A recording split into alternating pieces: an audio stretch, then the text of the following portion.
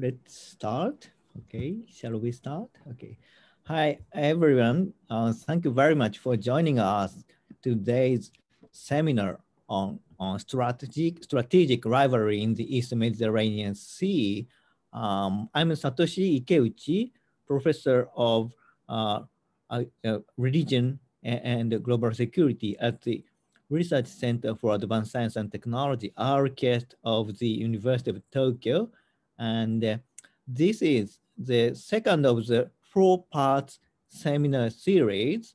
The entire title, the title of the entire series is Geopolitical Dynamism in the Wider Middle East Region.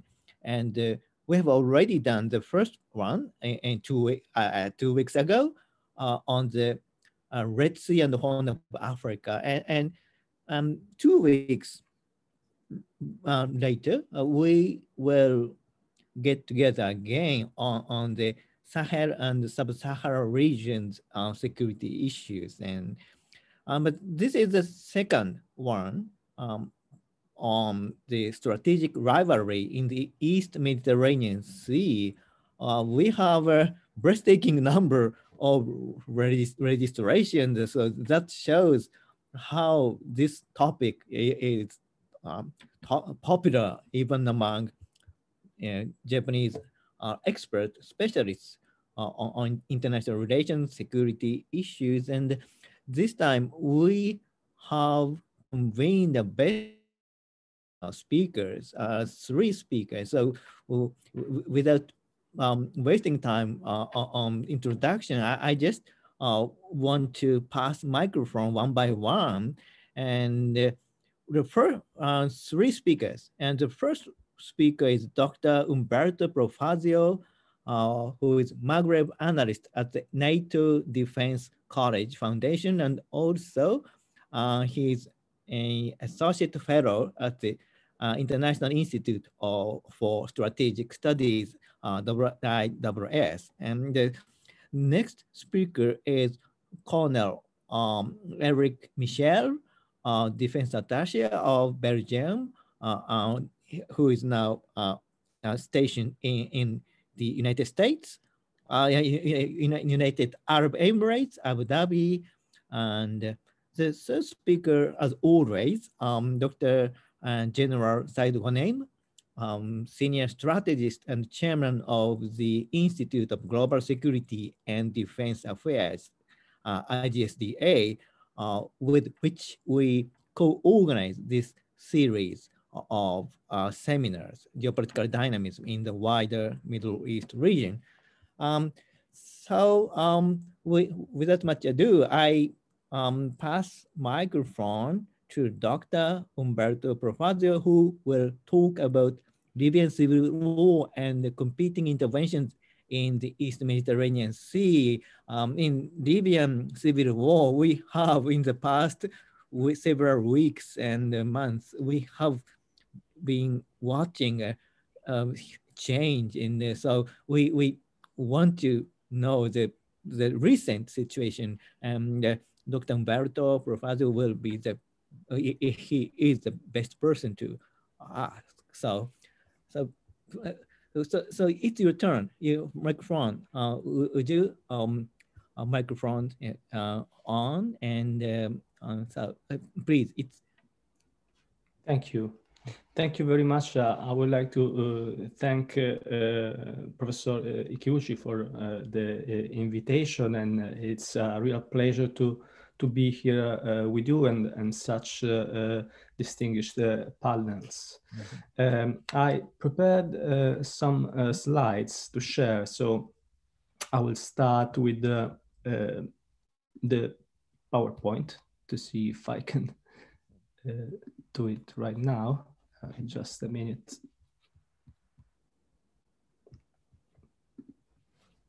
Try to see. Okay, here we are. Yeah.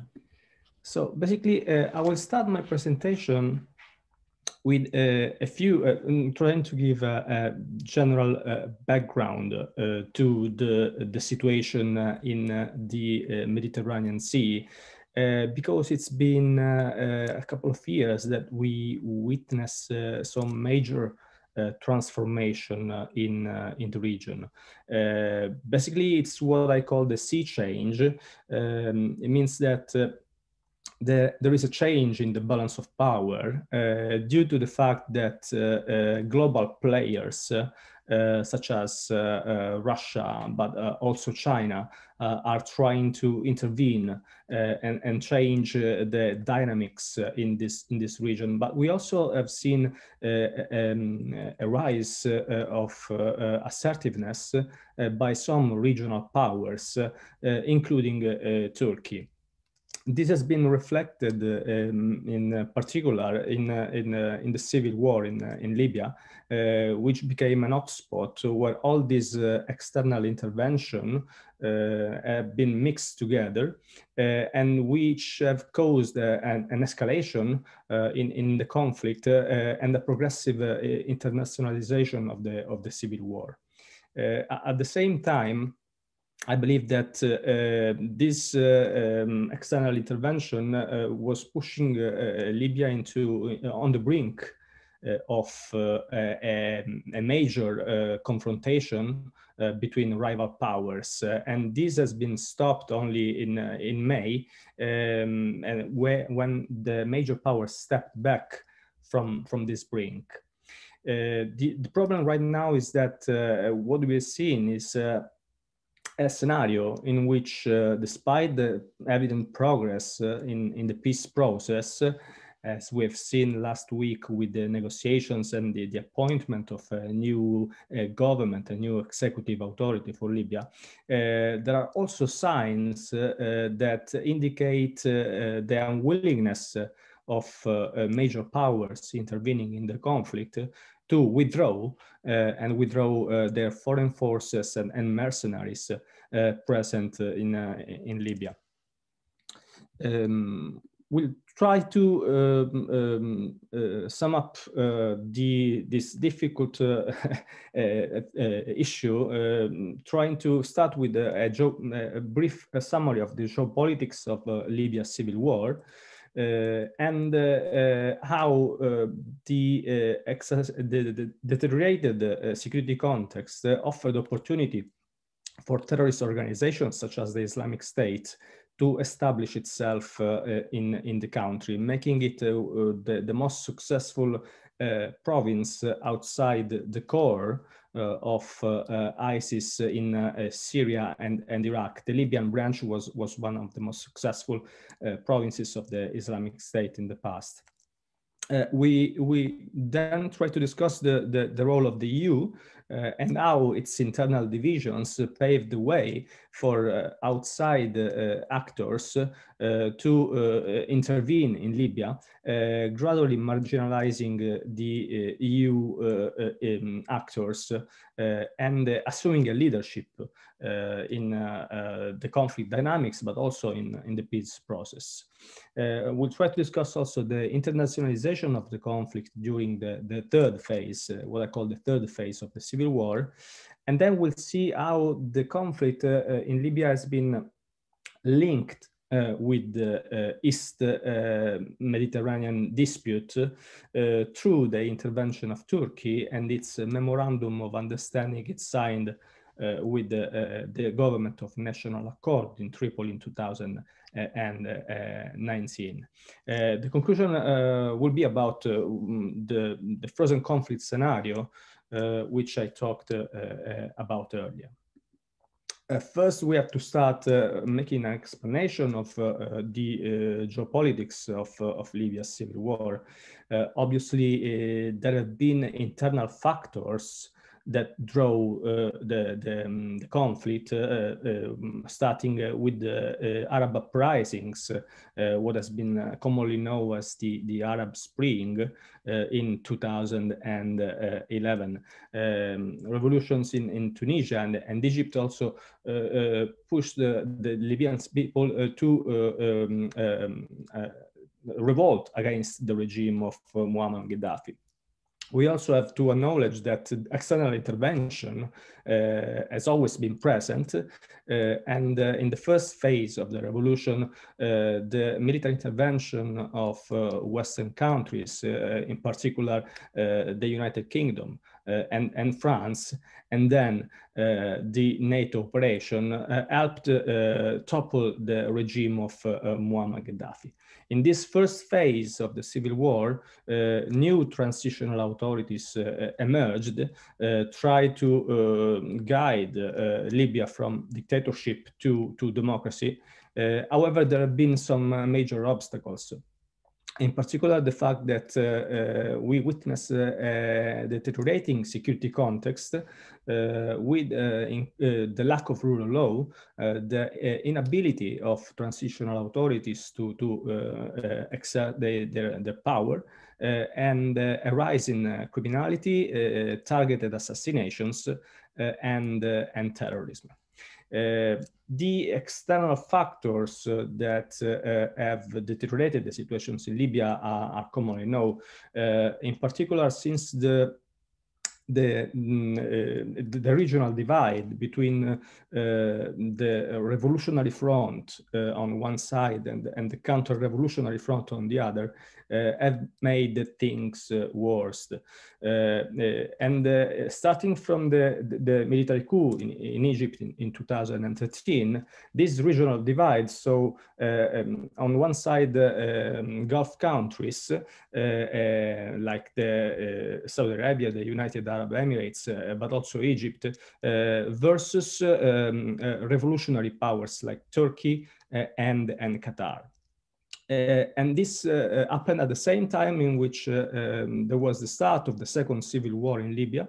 This regional divide was mirrored by the launch of Operation Karama, Operation Dignity by General Khalifa Haftar in the east against Islamist and terrorist organizations in Benghazi and in Cyrenaica, in the eastern part of the country, while in Tripoli, in the western part of the country, revolutionary militias and armed groups launched the Fajr Libya, the Operation Libya Dawn. This divide mirrored the regional confrontation between the rival powers. However, things escalated in the third phase of the conflict that started following the launch by Haftar of the Operation Flood of Dignity in 2019, when he started an offensive to take control of Tripoli.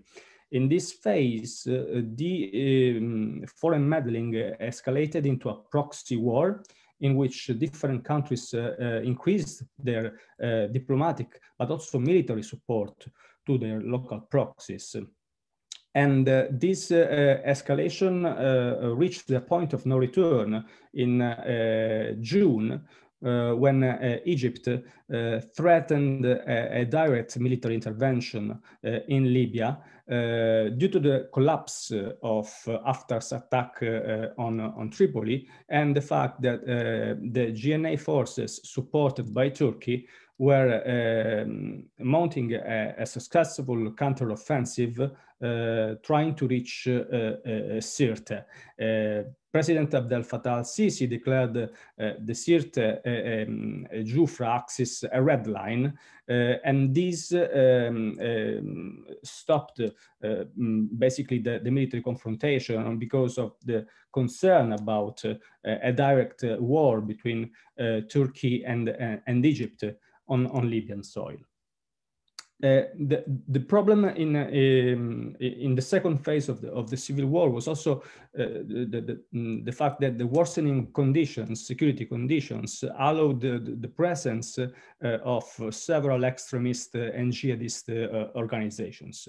The fact that the Islamic State was able to create a first province in Libya, and assuming also a territorial dimension with the control of around 100 kilometers of square kilometers of territory around Sirte, was a major concern for several countries, in particular Western countries close to Libya, like Italy. The Islamic State attempted to take control of Derna in first place. However, there was a clash between these jihadist organizations and other Islamist groups that were affiliated to Al-Qaeda. The rivalry between Al-Qaeda and the Islamic State is particularly important to understand the differences and the nuances among the terrorist organizations in Libya and in general in the region. However, after this first attempt, the extremist group successfully took control of Sirte, also due to the fact that the city was marginalized following the death of Muammar Gaddafi, and that was from Sirte. And so there were a lot of disgruntled officials from the former regime that joined forces with the Islamic State. The third point is about the launch by the Government of National Accord of the Operation Bunyan Marsus in 2016, which drove the Islamic State out of Sirte with the successful support by the United States. And in this period, we saw how the military support given by Washington to the counterterrorism operation was crucial in terms of air capabilities and airstrikes against the group that has been severely weakened by successful airstrikes in the country. The United States played a major role, while at the same time the EU was majorly focused on security and migration, frankly. Italy in particular has been opposed to France for a long period in Libya. In the first phase, Italy was successful with trying to establish new unity institutions. We remember the common effort made by Rome and Washington to establish the Government of National Accord. However, since the election of French President Emmanuel Macron, France has taken a more active stance in North Africa and in Libya in particular.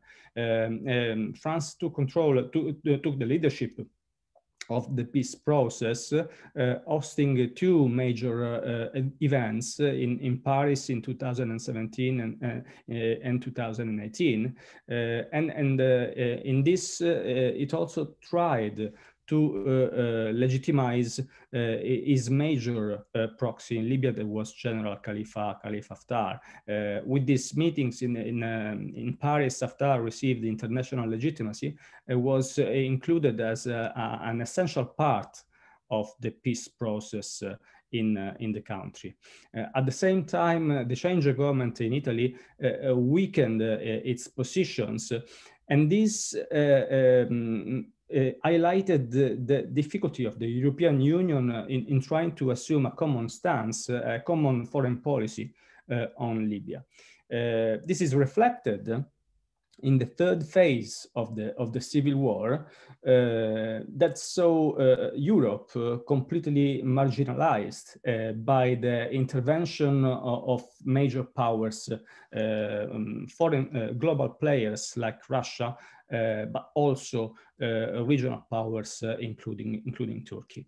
As we can see from this slide, the regional divide that started in 2013, 2014 was continuing in the third phase of the civil war.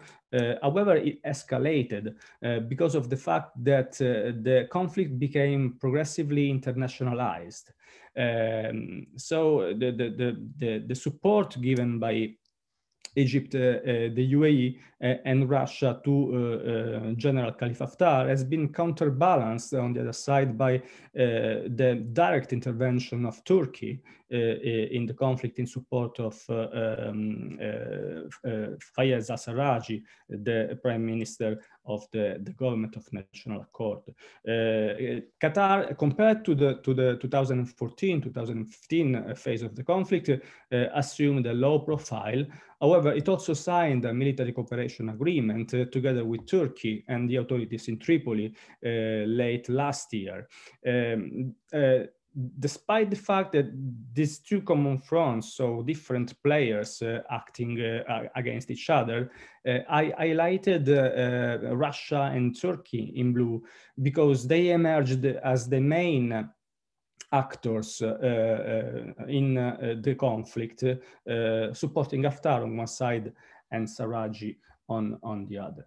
The problem with the conflict in Libya and its internationalization was also the fact that it created an inextricable linkage with the East Mediterranean dispute. And this was due to the role of Turkey that intervened in support of the government of national accord. And Turkey's intervention has been a game changer because it prevented Khalifa Haftar from taking control of Tripoli. At the same time, it is interesting to note that Turkey also signed a memorandum of understanding with the government of national accord in Tripoli, in which alongside a military cooperation to support the authorities in Tripoli, there was also an agreement on the delimitation of maritime boundaries between Libya and Turkey. It is called the economic exclusive zones. And this delimitation basically escalated tensions in the East Mediterranean Sea, where powers that were rivaling with Turkey were increasingly concerned. And this also pushed several new actors in creating a common front against Turkey, escalating tensions in the East Med, and also increasing the number of actors involved in Libya. And we have seen this through the creation of the East Mediterranean Gas Forum, which included also Greece, Italy, Egypt, and several other actors. Basically, what I'm trying to say is that this memorandum of understanding interconnected the civil war in Libya and the East Med dispute in the Mediterranean, and also show at the same time that this attempt by Turkey backfired because Ankara was increasingly isolated, and at the same time, the fact that Italy joined this East Mediterranean Gas Forum showed that Italy and France basically tried to find a common position on the issue of Libya, and tensions between Rome and Paris gradually decreased in recent months, and this has helped healing the rift between two major European powers. What is next for Libya? As I said before, the fact that we were on the brink of a major confrontation between rival powers convinced many actors to step back from the brink. And we also saw that the fact that the changing international scenario with a new administration in the US, different foreign policy positions, created the opportunity for a more positive development. And it was the ceasefire agreement that was signed in October, and which included several points that are not fully implemented yet. Recently, there's been the appointment of a new executive authority that was the result of the Libyan Political Dialogue Forum. And this new government will guide Libya towards general elections in December 2021.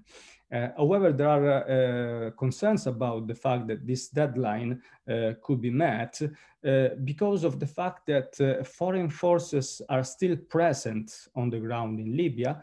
Recent reports show the building of a trench between the Sirte and Jufra axis, the continuing presence of mercenaries from the Wagner group, and also the presence of Syrian mercenaries that they were deployed alongside the government of national accord by Turkey.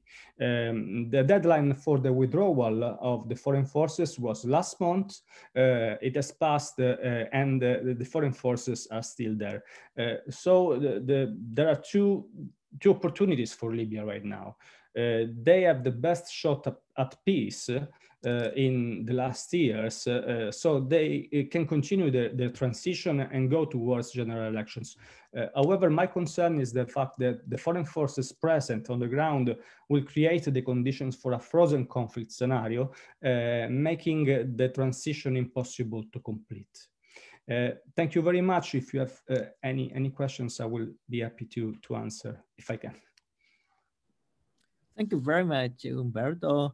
And before taking questions, start discussion, we are move on to Eric's presentation, and after that we will continue discussion, taking responses to your presentation. So Eric, it's your turn, so please. It's my turn. It will be a very challenging moment for me after the excellent lecture from Professor Umberto. So I liked the way he presented the Libyan conflict. So thank you very much for this excellent presentation.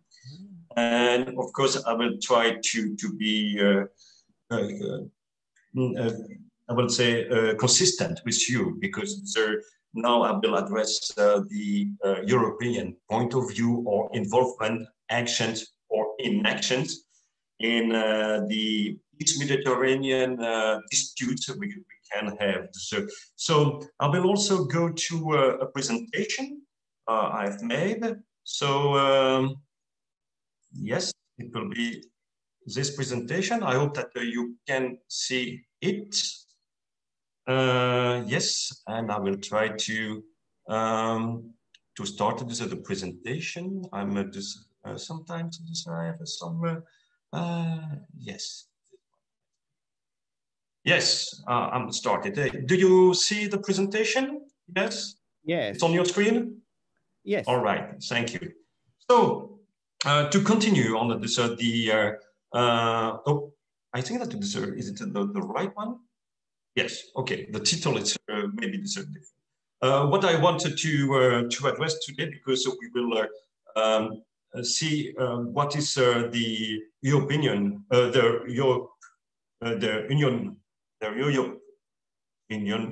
European Union, sorry, involvement in the Eastern Mediterranean. I will first look about the meaning of the Union, because for most of the external partners who are not living in Europe, Europe is very complicated to understand, and we needed to understand a little bit about Europe to be able to understand what is doing in the different disputes.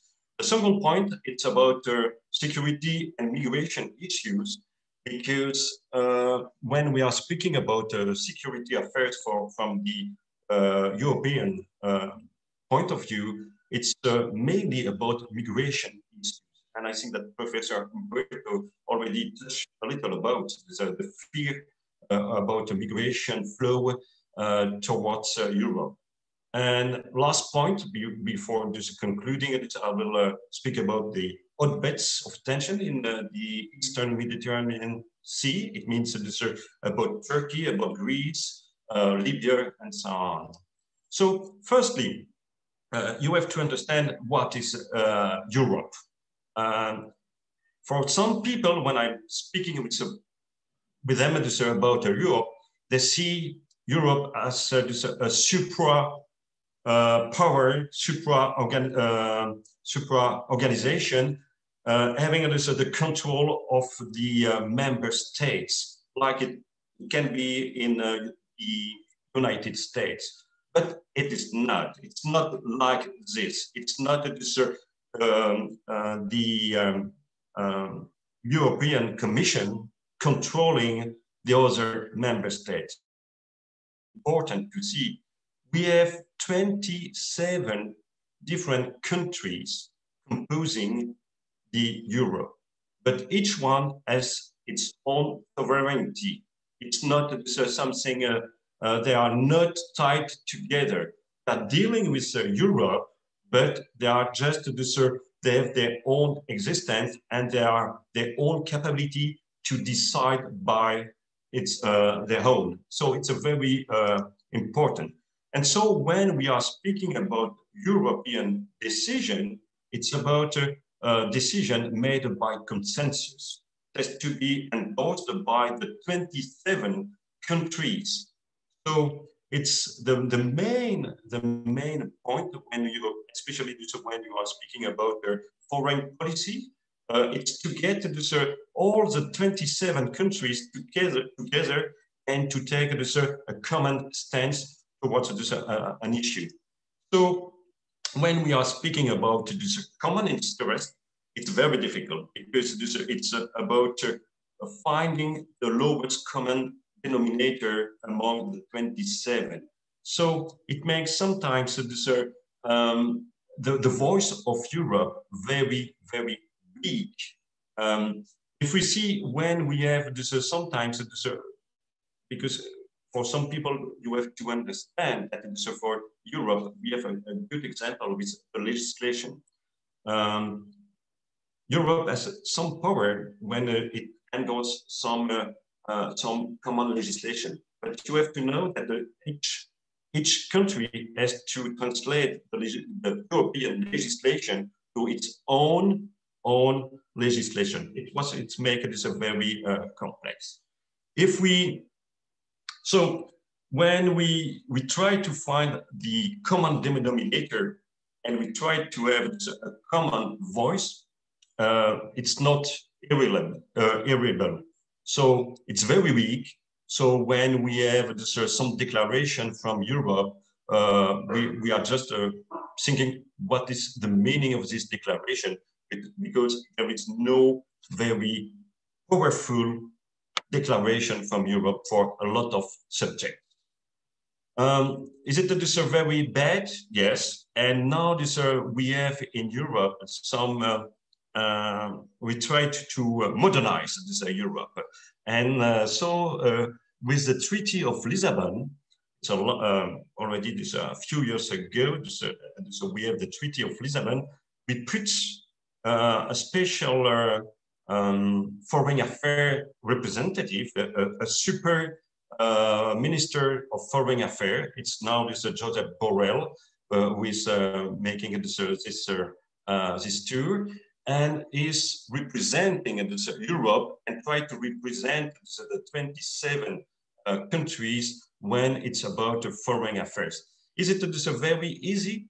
No, because of course it cannot develop its own foreign policy. It has always to coordinate with the member states to have this one voice.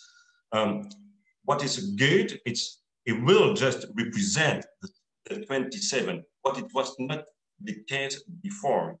Other problem also, it's about the E3.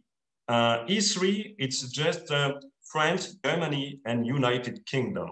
And these three, I would say, most powerful states within Europe are sometimes representing Europe outside.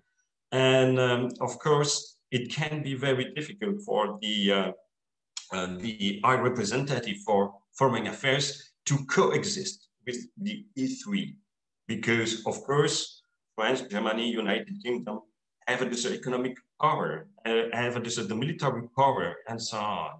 So it's why this E3 intervened in the name of the European Union when it was dealing with the Iranian nuclear deal, this JCPOA. Of course, it started before we had the High Representative for Foreign Affairs, but after that, it continues. One more word about this E3. Now we have the Brexit. So United Kingdom is leaving the EU. And the question was about this, if E3 will become E2 with only France and Germany, but it seems that the evolution is to replace United Kingdom by Italy and to keep the formula with the E3.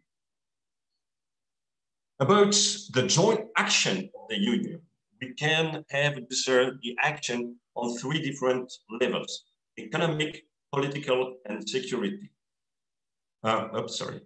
For the economic, of course, we see a lot of achievement because we have a common legislation, so the European rules endorsed by the 27 states, and after this, they put it in their own legislation. They have these custom tariffs. They developed these standard norms, like this for health and for food. They are regulating the competition among the countries. They are determining also the disputes for the fishing zones. They have treaties like the CETA treaties with Canada, but they can also apply sanctions, economic sanctions, and it's a very powerful tool for the European Union. On political level, I have maybe just 2 bad things because what they are doing at political level in the Union, it's firstly ruling this internal affairs, so internal disputes. So it's very time consuming. You have a lot of summits with the 27 countries, but they are spending most of the time to settle the internal dispute and to make the life possible within the 27 countries. But there are 2 very important things at political level. They are using the membership as political tool.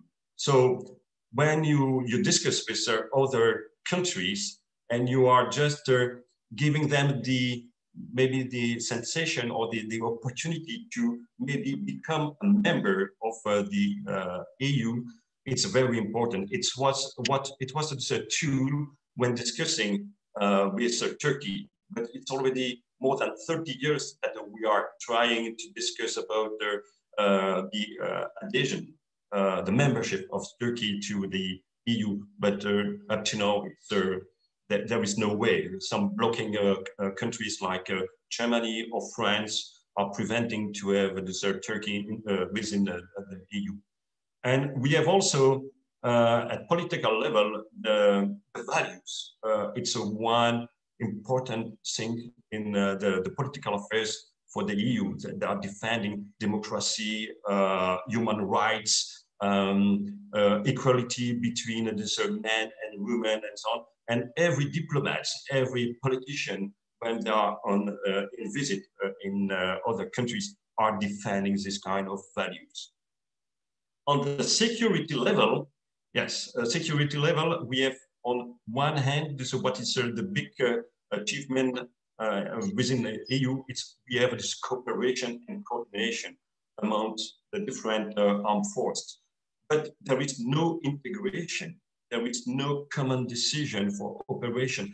So there is no EU HQ being able to impose to start an operation and to say Belgium will send the troops or something like that. No, it's always, we have this common HQ, but we need always the approval from the different member states. What is good? We have Frontex agency. It's an external border agency, frontière extérieure. So because one of the main issue for EU, it's about preserving the integrity of the external borders of the EU, of the Union. And so they have three main threats. It's about terrorism, it's about migration, and also about the stability of other countries surrounding the Union. So just to be sure that if you have a country, a rogue nation, a failed state, that we don't have a migration flow towards Europe, and we don't get also terrorism. So if we are speaking about security affairs and migration issues, firstly, we have to see as military and the different operations we have in the world. And what is very important to see and to understand that when Europe is thinking about intervening outside its border, it will think firstly about civilian mission, not military mission. Firstly, civilian. So it will, for example, send policemen, send judge, lawyers, and so on to reestablish the rule of law in different countries where there are some issues. So it will be always the first step from this European Union. It's why you see that we have more civilian missions than military missions. Secondly, about military missions, we see that if we go to the land forces, we have mainly training and mentoring mission. So it's not showing our power. We are in the lowest level of the spectrum of violence.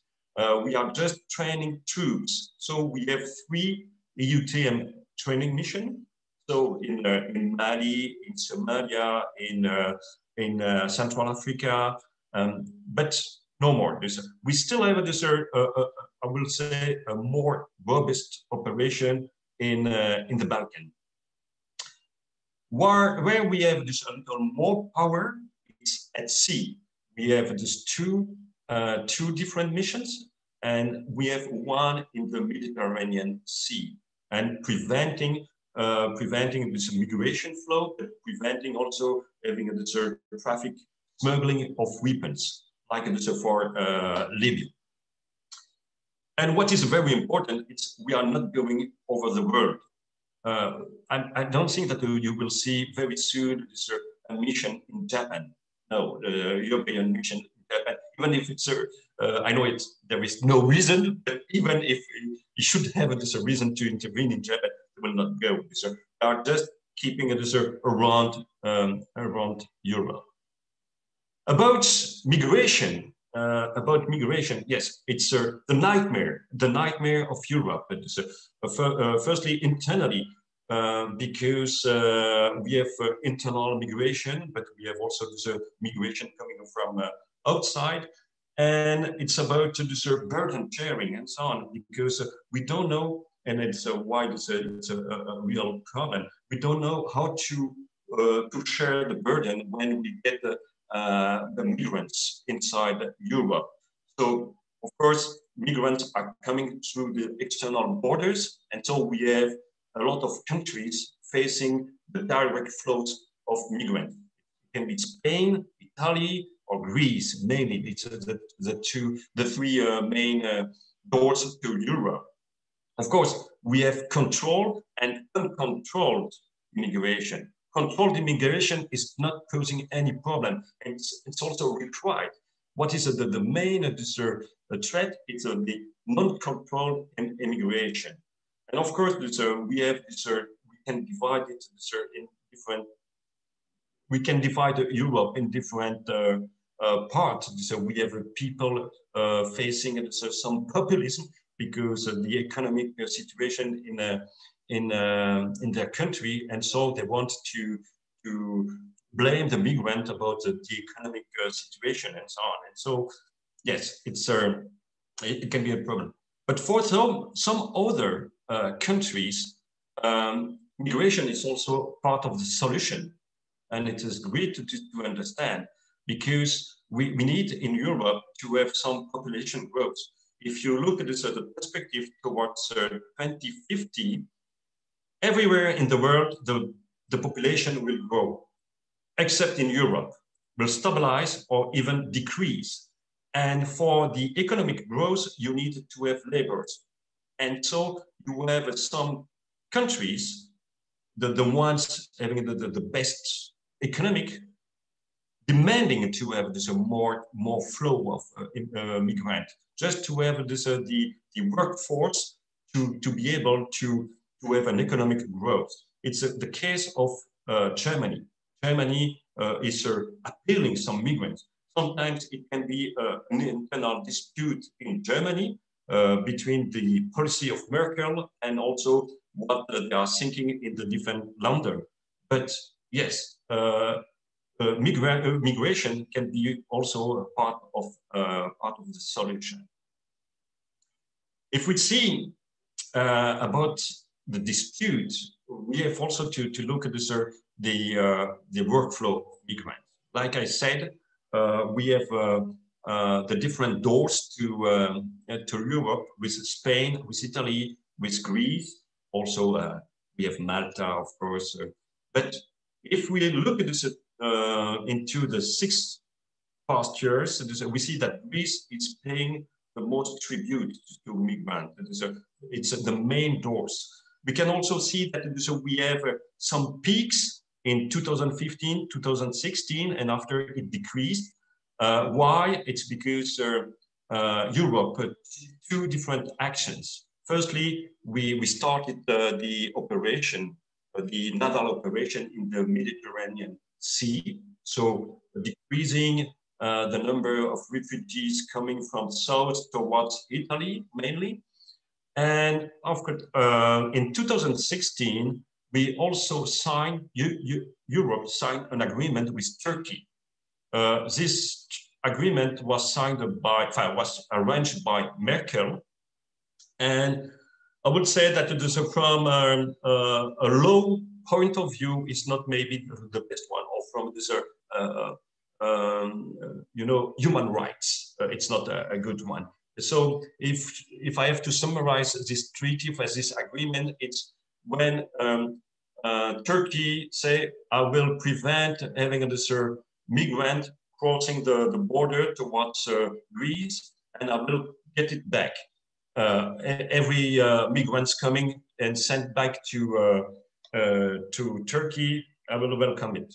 But you have to take this, for each migrant coming back to Turkey, I will send you 1 Syrian refugee to Europe. So, you know, it's a deal. You have to know that in Turkey, they have more than 2.7 million Syrian refugees, what is a lot. And also part of the agreement, Europe has promised to pay for the Syrian refugee, and with 6 billion euro to transfer to Turkey. So far, just maybe I think 50% was paid, and it's part of the dispute with Turkey. So they didn't pay what they promised to pay. So we have Erdogan very, very sad about this. As you see, the main door it's between Turkey and Greece, and also it's part of the main dispute in the Eastern Mediterranean. The hotbeds. So we go more this in the core business of the presentation, and the first I want to discuss, it's about Turkey, and the first hotbed was about the relationship between Cyprus and Greece. As you know, Cyprus was under domination of the UK, United Kingdom, until 1960, and became independent on that moment. In Cyprus, you have more than 80% of Greek people, and less than 20 people Turkish Cypriots. So what's happened in 1974, it was a regime of the colonels in Greece, and so you have some officers, Greek officer, coming to Cyprus on that moment and dismissing the president and taking over the power, with the aim of unifying the island and to attach Cyprus to Greece.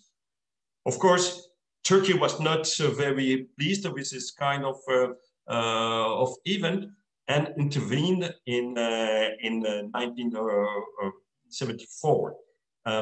So I think that Turkey has a right to do.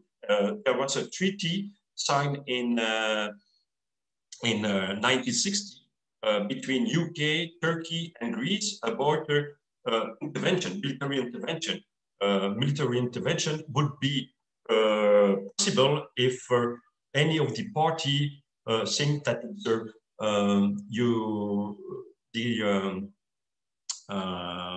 the law is no more respected.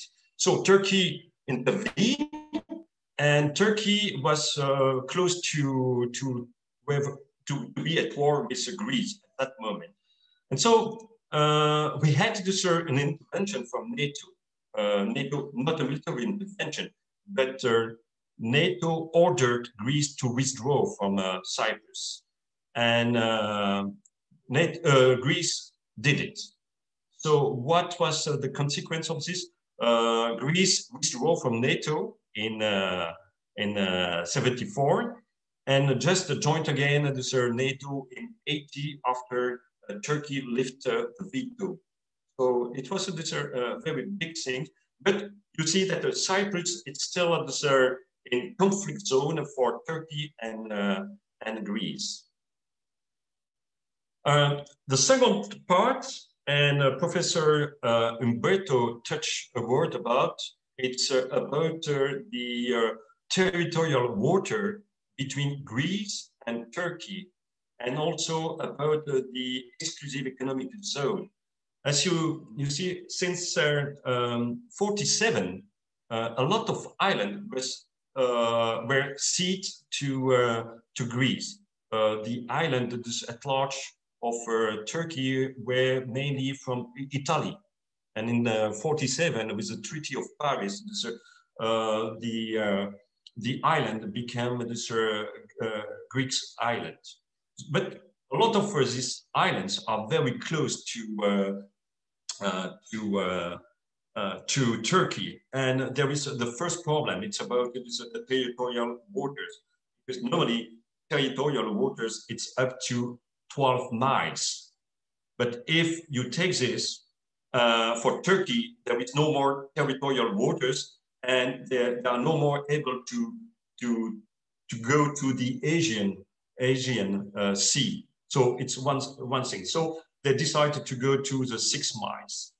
But beyond the territorial water, we have normally exclusive economic zone of 200 miles. But of course, the EEZ has to be agreed between the parties, because it's only this a standard way of determining this the zone. It's 200 miles, but it has to be agreed.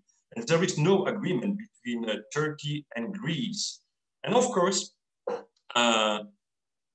you have this Greece. It's taking the advantage of every island yes, in the Aegean Sea to extend its exclusive economic zone. And we have, for example, the island of Castellorizo, the most eastern island, and I underlined in red on my slide. This very small island, just this 9 square kilometers, and it's very close to Turkey. But because this island, you have Greece claiming for an extended economic zone till Cyprus. It's going to Cyprus. So Turkey doesn't agree with this kind of thing. And so we have the rise of tension between Turkey and Greece. And it's more because also they discovered a lot of gas in the Eastern Mediterranean. So what did Turkey? It's to send some exploration ships to this claimed by Greece economic zone in summer 2020. And so you got the rise of tension between Turkey, between France, between Greece, and so on. The same with Cyprus. Cyprus, you have to know that the north part of the island, the Turkish part, is not internationally recognized. It's only recognized by Turkey and has no exclusive economic zone. And so Turkey is asking, no, I want that North Cyprus also get its own exclusive economic zone. Of course, it's against the interest of Cyprus. So you see also that Turkey sent some drill ships to this exclusive economic zone of Cyprus, also recently in summer 2020. I think that we already discussed this part with Professor Umberto. It's about the fact that Turkey made also some agreement with Libya to determine an exclusive economic zone. Of course, this zone is conflicting with the Greek one, and it's very important because we have a project of a gas pipeline from Israel towards Greece and towards Europe. And because this agreement, it makes this gas pipeline not possible. And for Greece, it's economically vital to have this pipeline because it will make Greece a major provider in gas to Europe. And of course, for Turkey, it's not very great because Turkey wanted to have also this kind of position towards Europe. So what we had, it's some European Union reactions, but it was very difficult to get some actions against Turkey because, of course, we have the migration flow. So Germany is not very pleased if we have to raise some sanction. And also you have to know that Turkey is planning to buy 6 submarines in Germany. So it makes also this very complicated.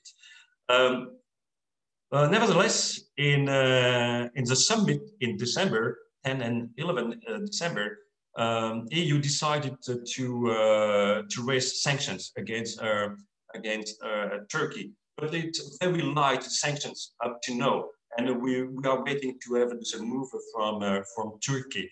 But EU already announced that if there is no step forward from Turkey, that in March they will raise new sanctions. Second point, it's about Russia. Russia, it's not in the Eastern Mediterranean. You have Russia, it's about the Black Sea, but you know that Russia, it's everywhere in the Mediterranean Sea. We know that it's, they are in Syria, they are in Libya, and it's, of course, the way they are doing, it's not the way that EU is wanting. The fact that it is, and it's the concept that Professor Umberto told us, Russia, it's very, very at ease with frozen conflict concepts. It's the way Putin is trying to annoy everybody. It requires very few military efforts, and after is just standing in the place, just standing there. If we see, for example, in Libya, Russia deployed some fighter jets, and they deployed, but never used. So it's a way of just having acting a presence, but not engaging very hardly in the conflict. So it costs nothing, but it's very important. And of course, this, for Putin, it's a way of being able to conclude some agreements with different countries, like in Libya. It's aiming to get some access to naval bases or land bases and so on, like he did in Syria with 2 different bases. He succeeded to get for 50 years, and it was of course this against Turkey. I want to highlight also this, the relationship between Russia and Turkey, because we can ask if Turkey and Russia are friends or foe or enemy. They are very main economic partners. If you see about the gas, so Russian gas is flooding Turkey. We have also Russia, it's building a nuclear plant in Turkey. We have this also on agriculture. We have exchange of food, but also a lot of Russians are coming in visiting this Turkey for tourism and so on. So they have very strong economic ties. But at the same moment, for Turkey, Turkey doesn't like the military pressure from Russia, because you see Russia everywhere around Turkey. You see in Syria, Libya, and so on, and it's posing a threat to Turkey. So they are now at odds in Turkey, in Azerbaijan. You know, there's a conflict in Azerbaijan with the Karabakh conflict between Azerbaijan and Armenia. So they are just in opposite, but very close to Russia. So they are not very pleased. And the second very big issue for Turkey and Russia, it's Ukraine, because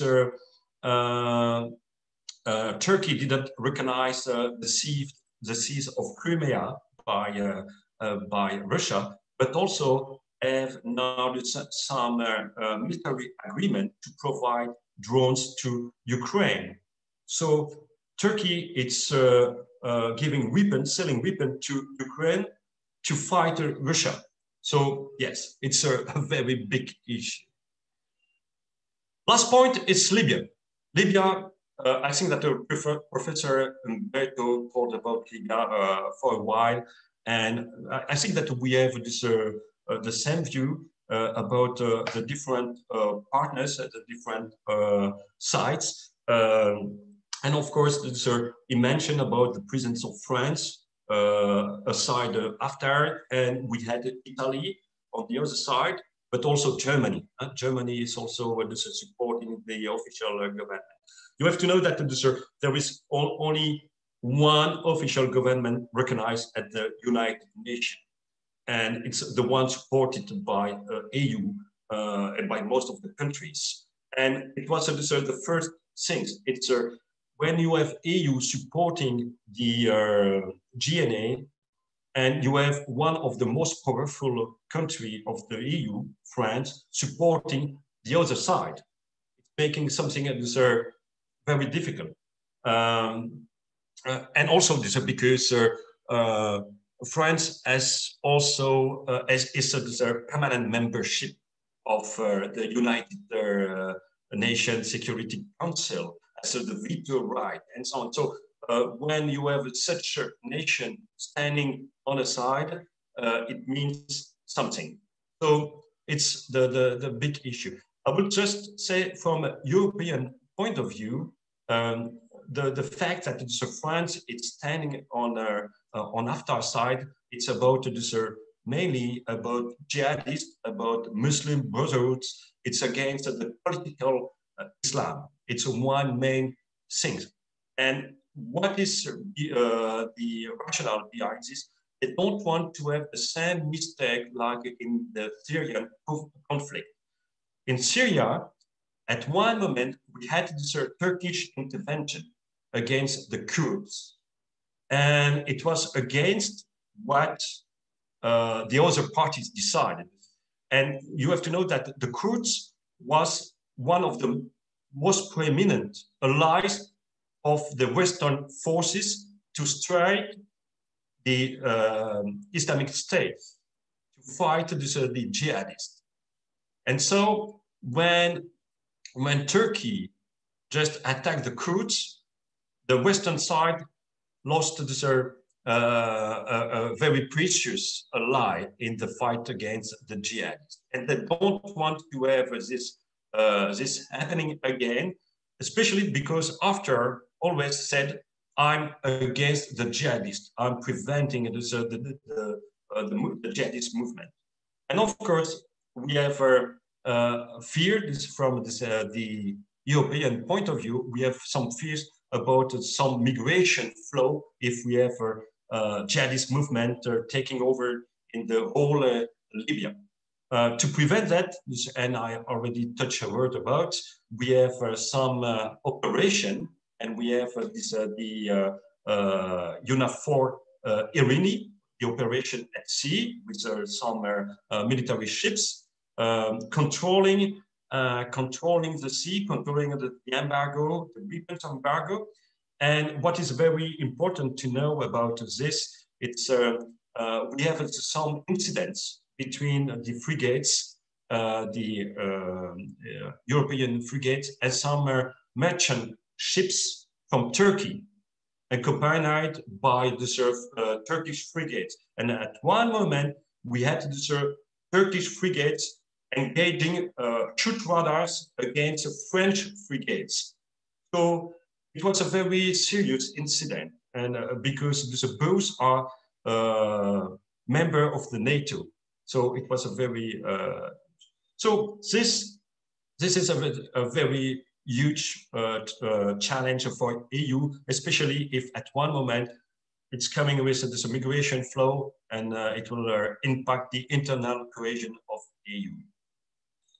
So at conclusion, I will just speak about Europe.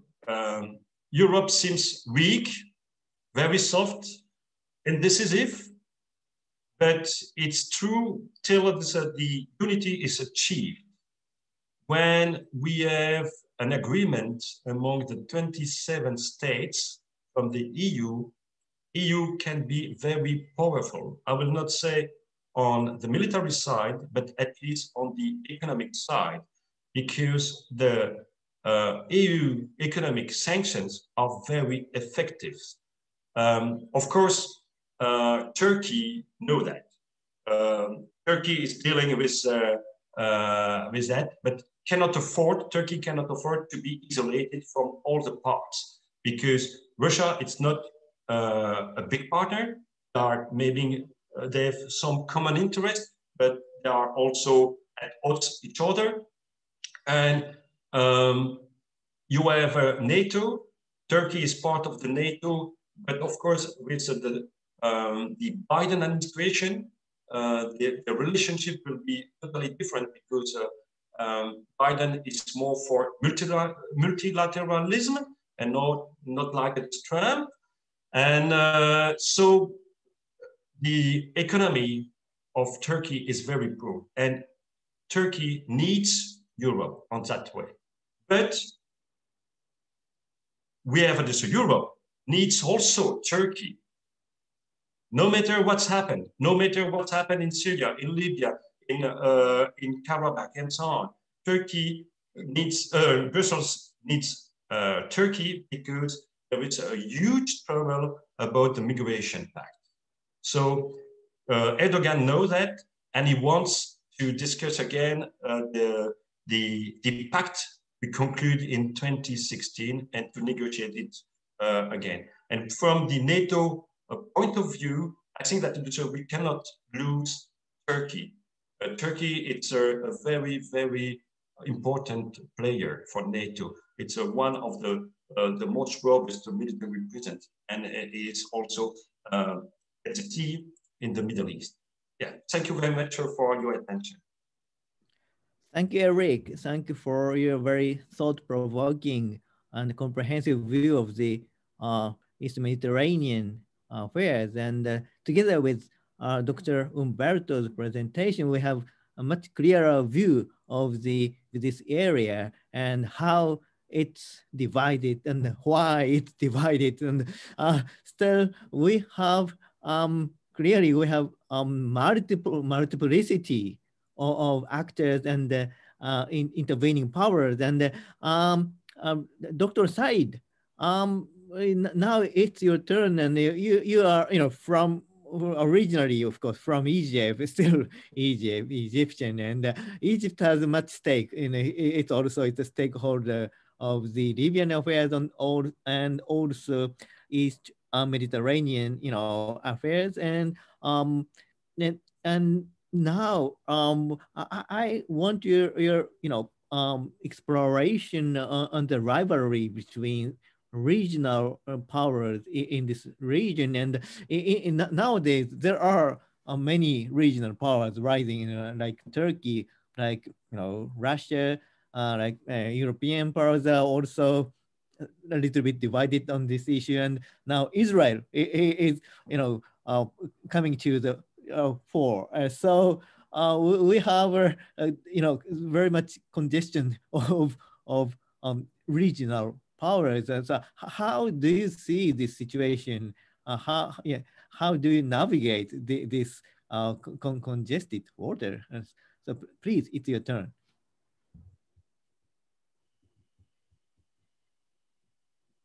Oh, microphone on, please.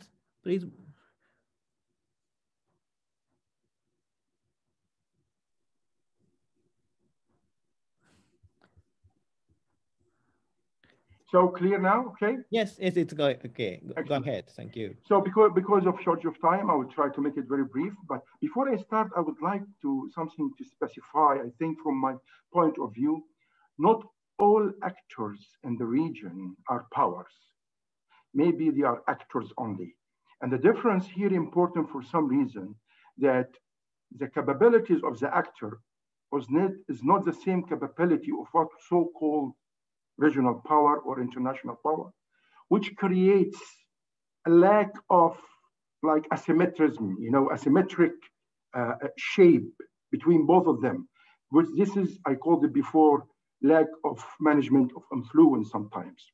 So I will continue and then I will go ahead to my first slide or my first part. My first part, I will talk about rivalry directly. I had to get shortened when Eric was talking because of the time.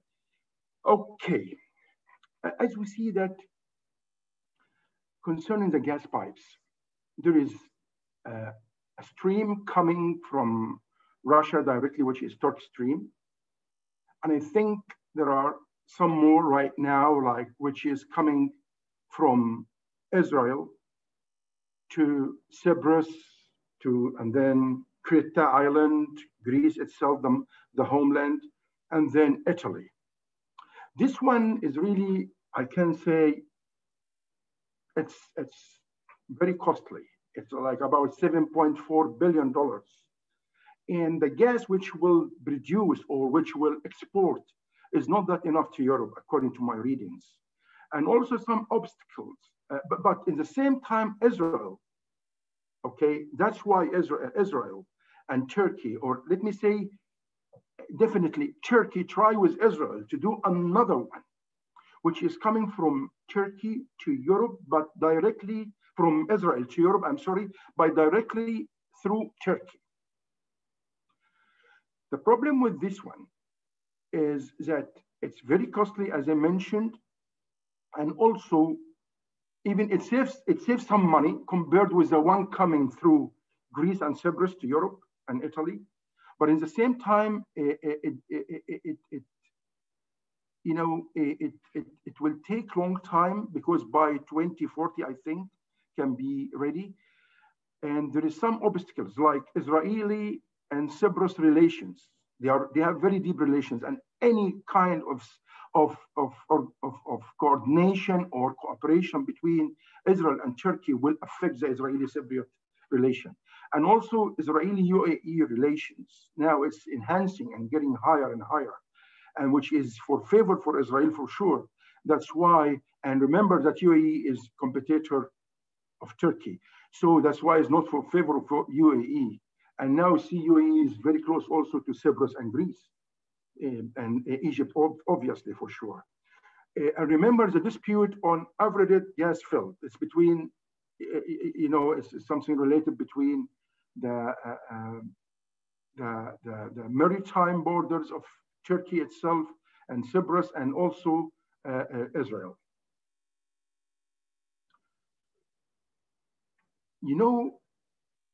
In Egypt, established the East Mediterranean Gas Forum. It was something like, it was early 2019 in January, 7 countries as we see. And this is the other side in front of the computation of the pipes. So we are all of these 7 countries, we are together, we have the East Med Gas Forum. And they became members and now they change it to regional organization. Some countries start to be observers and other countries, and we will talk about this. The reflection. So what Turkey is doing. They were not happy with this action by the other side, led by Egypt, I think. So they start to have the agreement, as mentioned by my colleagues before, between Turkey and Libya. And this economic and security agreement, but I will concentrate more on economic agreement, this to allow Turkish and Libyan sway of Mediterranean resources. And because of this, let me tell you, it's recently happened, as you know, it's in November 2019, as mentioned before. But there is agreement between Egypt and Greece. This one, yes, it has been signed later after the first one between Turkey and Libya, but it's really much older. It's, I think, 20 or 30 years ago. But now it has been signed. It took only one last year, which is 2020, to finish all, dispute points between Greece and Egypt, and now it's signed. So what is the result here? Also, by the way, Turkey tried to say something that my agreement is much better to Egypt, and I will show that later in the next slide. At the same time, do you share the slide, or I'm not sharing? Yes, I share the slide. Is it not clear in front of you? I'm sorry. Oh no, we cannot see. So would you share again? Oh, this is my fault. I'm sorry. I thought it's shared. Okay, yeah. Okay. Thank you. Yeah. So I have to go back in this. Yeah, that's this one. Yeah. As I said, it's the first disagreement between Turkey and Libya. It was a reaction for the membership between, of the East Med Gas Forum. Then for this one, as I said, it was like reaction right now, and it has been done in November 2019. And the main reason to allow Turkish and Libyan sway of Mediterranean resources. Egypt-Greek agreement, also same way or the same aspect. It happened later, but as I told you, it has been under discussion and coordination since more than 20 years. But in 2020, and when they expected that Turkey would do something like this, they have finished very quickly, and both countries signed, I think, just a few months ago. Then it was a defense agreement between Turkey and Greece. And then also simultaneously, we can find that the attempt of similar agreement, which is between Turkey and Libya, to be between Turkey and Israel. So what is the result? What Turkey would like to say? There are gains and losses. So for example, from the Libyan agreement, when Turkey would like to tell Egypt, for example, when it compares with the Egyptian and Greek agreement, Turkish-Libyan agreement, in comparison with Greek and Egypt agreement, you will find this loss to Egypt. You would like to say that Egypt will lose this water because the blue, if I come back, the blue is the boundary of the Greek maritime, and the red the boundaries or the borders of Turkish maritime, what they have mentioned or to try to show. So this is, Turkey says to Egypt, this orange color triangle is a win or gain to Egypt, and you shouldn't lose when you have agreement with Greece. On the other hand, when you look at the agreement between Turkey and Israel, and according to the maritime borders they have decided or they have mentioned, and according to the size of, this is the area between the two countries, we will find this gain to Israel as well. Because according to the borders, if we see the separate one, which is this one, and sorry, this is the Turkish one, the blue one is separate one and Greek. So the Turkish would like to tell Israel it's taken from your portion. That's why this is the loss, and it should be gain to Israel, and this is the loss and should be gain to Egypt. But what about the long term? The only problem I think in this, that Turkey is based on something illegal, that they consider north of Cyprus is a part of Turkey.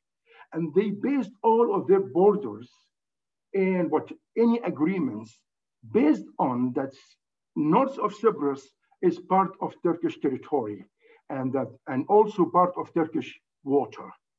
Whatever belong to north of Cyprus, which they believe it's, and we all know that north of Cyprus is only recognized by Turkey. No other country recognize it, as a part of Turkey.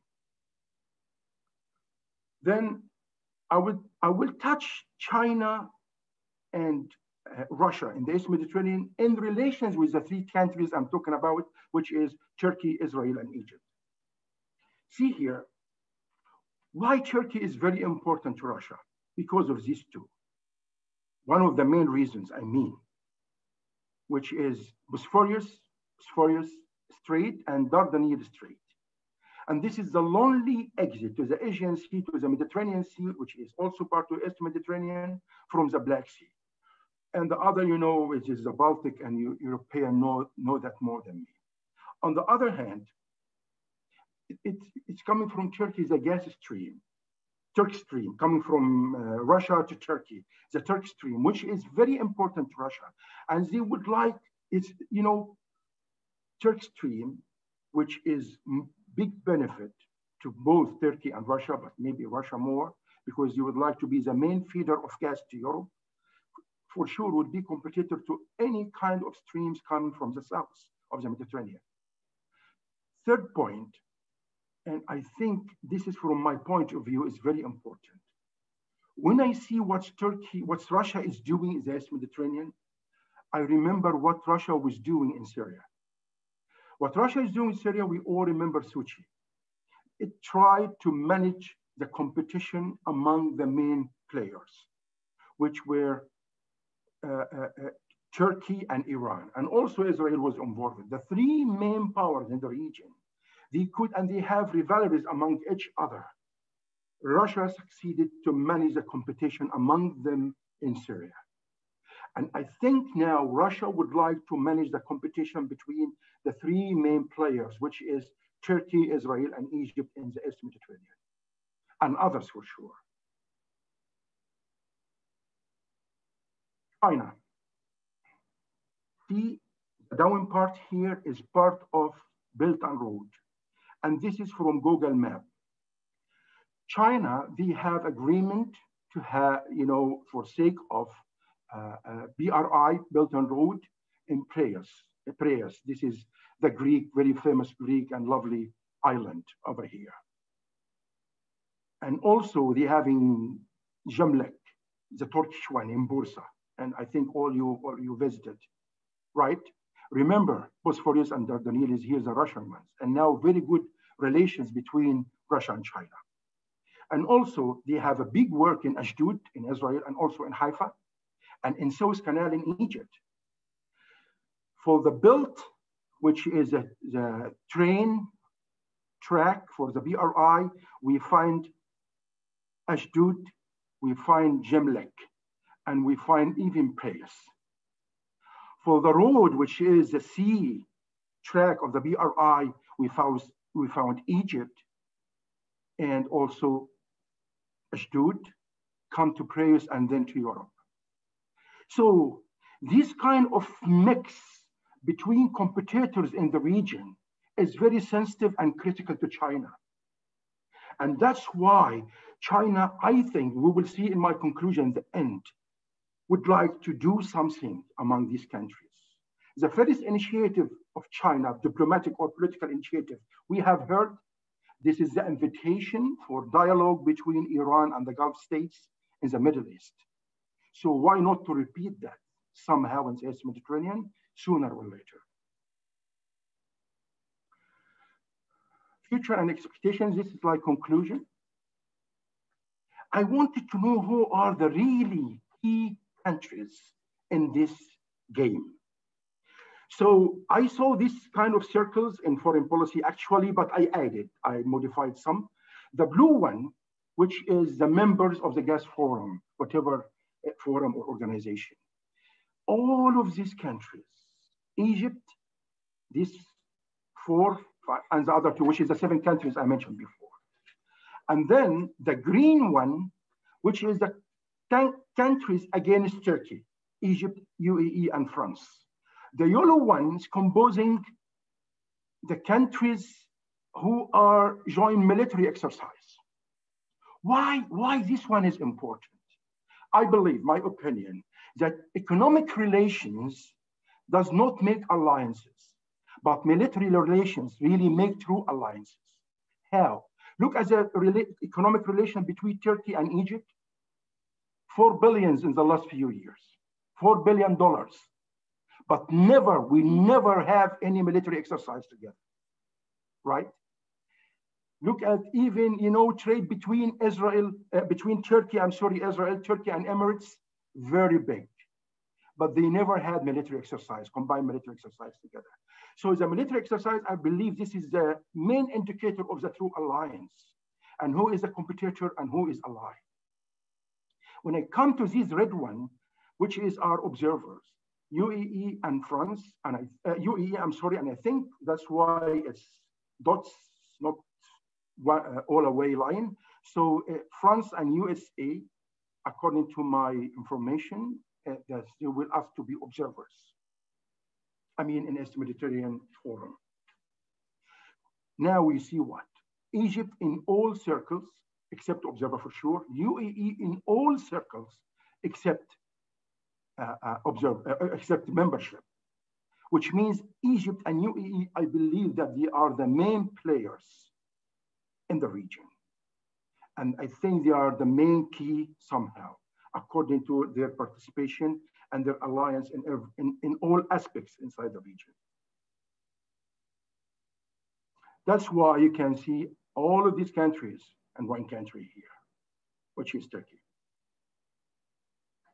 And then the key countries, as I mentioned, Egypt and UAE. I think so. Turkey always seeks to keep ties with Egypt.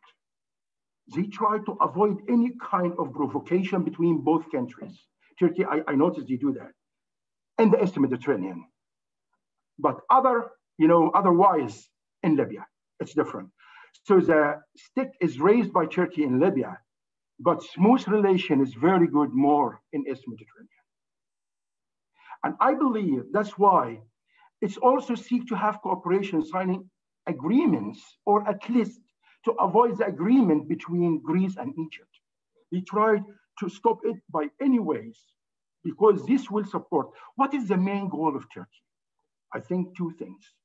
Number 1, to be member of the gas forum, to have the portion, which there is a deeper goal to have a portion of the gas, which they believe it should be, and I think it's obvious, they want something fair, not like Lausanne Agreement before, right? And Egypt and Turkey avoid fighting with Egypt, not only for this reason, but there's another reason.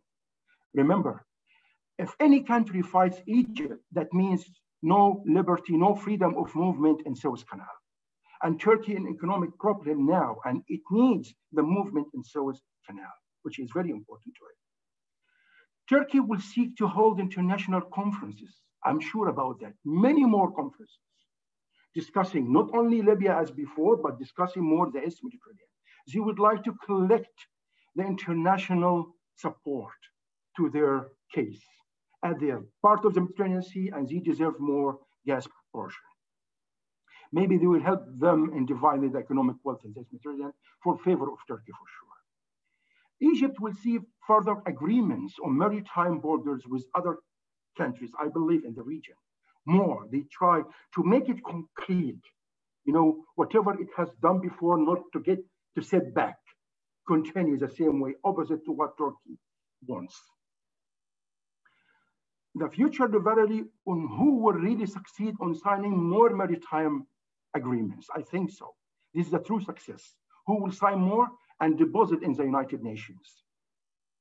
And that's why this will be, but very important, must be based on international law and UN agreements of maritime law.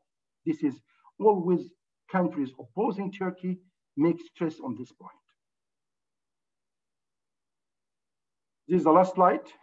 Potentially, as I told you, I think US and France will try to join as observers. This is the East Mediterranean Gas Organization. But will China do? Right? Remember, there is the Red Sea overlooking countries on the Red Sea, right? I'm sorry, not the Red Sea, of the Indian Ocean. China, Japan are observers, even though they are not part of that. So China is closer than Japan in this region. So why not to be observer, to follow up and to be always taking part in all decisions somehow in the forum or estimate organization? I think so, which would be really brilliant for them. As Putin succeeded, as I told you, to manage relation and the competition between Turkey, Iran, and Israel in Syria, I think he will try to do the same issue with prevailing countries in the East Mediterranean. I would like to give you an example happened with me here a few years ago, and it was like news in Russia Today in Arabic. In this news, it was praising Egyptian president and getting down the Turkish president, you know, something. I called my friend. He's a Turkish retired colonel. We were working together in United Nations mission in Nepal. And I asked him to see if also from Russian resources or Russian press, maybe Russia Today in Turkey, in Turkish language, I would like to see the same news, how it was published. And I found vice versa, that praising Erdogan and getting down President Sisi, as if they would like with the fake news or using the same news to say we are closer to you, please create social problems between the two countries. This will help in managing competition by Russia. What would happen exactly between Iran, Turkey, and Israel in Syria somehow? I believe that, I think,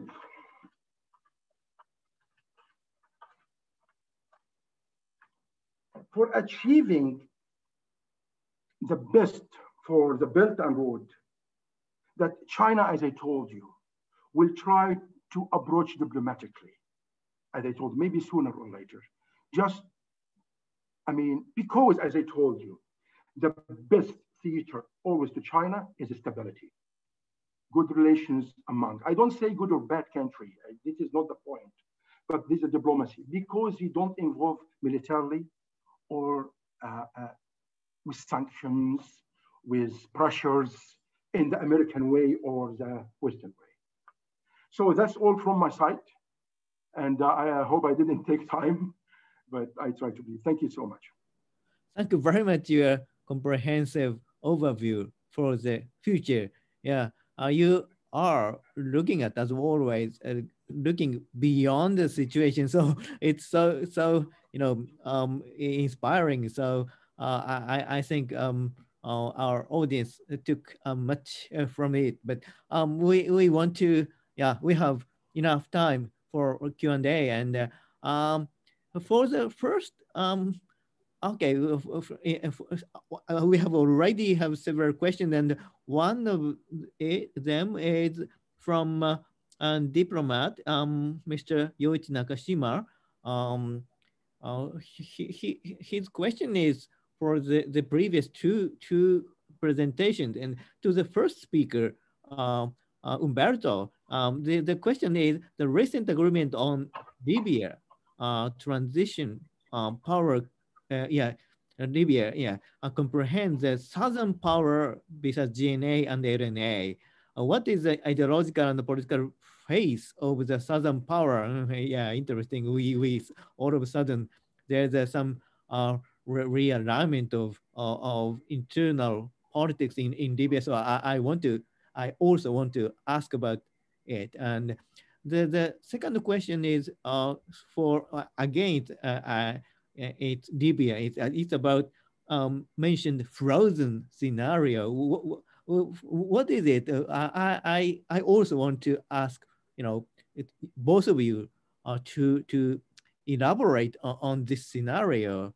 So, Dr. Umberto, how about the southern power and in this new agreement? What's the role and how they were incorporated into the situation? What will happen after this new agreement?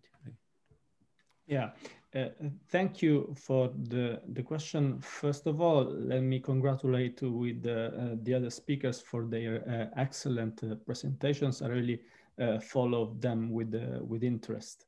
As the question, I think it refers to the southern region of Libya.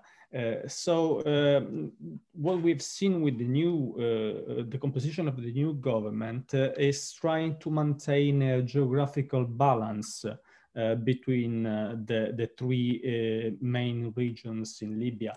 Historically, Libya has three main regions, that is Tripolitania in the west, Cyrenaica in the east, and Fezzan in the south. With the new government, there are delegates from the three regions, and for the southern region, they appointed Musa Al-Khoni, which is from the Fezzan, and was previously in the Presidency Council of the Government of National Accord. He was a member of the Presidency Council until, I believe, 2017, when he resigned because of tensions with the head of the Presidency Council and the Prime Minister, Fayez al-Sarraj.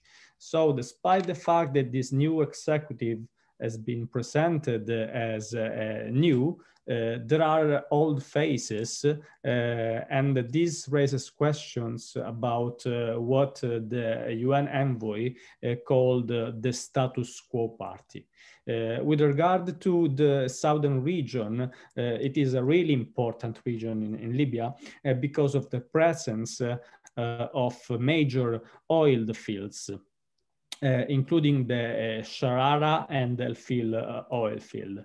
However, the composition is mixed because alongside the Arab people, there are several tribes and minority groups, including the Tebu and the Tuareg. And in the past, there have been clashes between these groups. The main thing I believe it's important to highlight is the fact that the new government and possibly the new future institutions in Libya are going towards a decentralization of power. Meaning the government previously was centralized, but right now they are giving representatives to the different regions. Libya, we have to consider the fact that it was under a federalist system after independence. Under the monarchy of King Idris, there was a federalist system. And there are also talks about a better redistribution of the oil revenues. So oil is a very important factor in Libya and is one of the major drivers of the conflict. We've seen last year, for example, with the blockade of the oil terminals, how Khalifa Haftar was trying to choke economically, to suffocate the government of national accord, depriving it of the revenues from the export of oil. An agreement has eventually been reached to resume the oil exports between Haftar and a member of the Presidency Council, Ahmed Maitik, but the details have not been worked out yet. Right now, the sales, the revenues from the oil exports are being frozen in an account until a comprehensive agreement to redistribute oil revenues is found. And this brings to questions the decentralization trend in Libya and possibly a federalist structure. But we have to wait and see if the draft constitution will be approved. And this will bring, obviously, to the end of the transition until we have more permanent institutions. As regard to the second questions, I'll leave it to Mr. Michiels.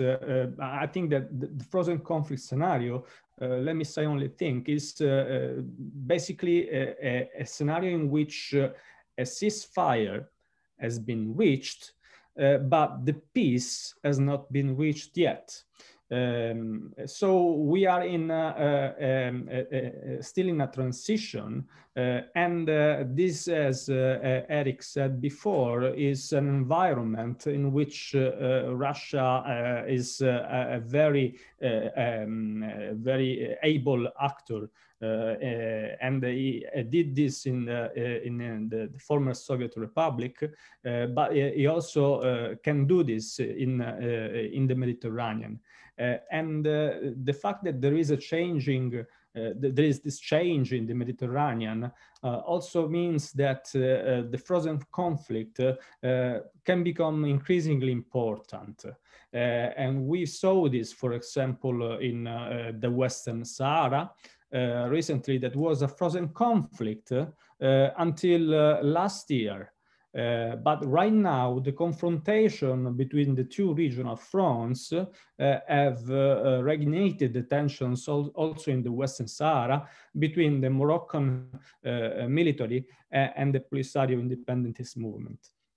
So a frozen conflict scenario in Libya means that even though we have a new executive authority, even though we have a ceasefire agreement, we still have a low intensity conflict in the country, and we have to keep in mind that the presence of foreign forces like the Wagner Group and mercenaries like Syrian militiamen that were brought in by Turkey on one side, but also by Russia on the other, and the presence of non-state armed groups that have been recruited. We can mention Sudanese armed groups from the Darfur.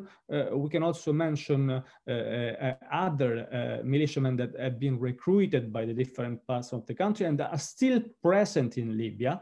Means that even if there is a peace process ongoing, the rival powers are not willing to withdraw from Libya. Eric, what's your answer to the question on the frozen conflict? What's the implication? I think that the Professor Umberto already discussed a long time about a frozen scenario, and he's right. So frozen scenario, it's about a blocking situation when you have no more advance from one side to another side. So you have no victory and you have no defeats at the same time. And the tensions remain between the different parties. So there is no huge fighting, you can have some very low intensity fights, like Umberto told us, but there is no settle of the dispute. It's remaining, and it's not possible to find a solution. And this situation, it's only possible when both parties are thinking that they are still able to make a win sooner or later. So it's why this is very important, because it's the way Russia is using this kind of scenario, because it's putting some effort, not so many, but some effort, and is assisting one party to make some balance between the different powers. So both sides are still thinking they can make some advance. They don't have to concede anything. So it's why this is very difficult. What is also very important with a frozen scenario is it makes it that the countries are not unified and remains unstable. And of course, for Russia, instability, it's a powerful tool to make to annoy EU, NATO, or anyone else. And during that moment, because Russia is providing some efforts, very low intensity, but some efforts, like I mentioned for this, Libya, which is just putting some fighters, MiG-29, but it is not using it. By doing this, it's making it it's a position, a good position to negotiate, for example, some naval bases and air bases and so on.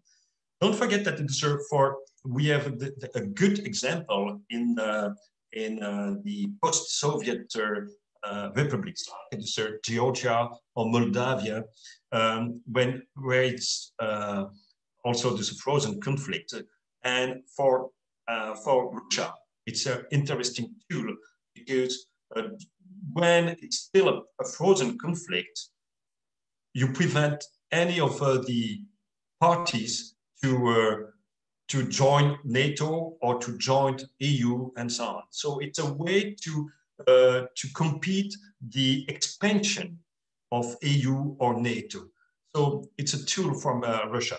But yes, I think that for Libya, for Syria, we will see also this kind of conflict.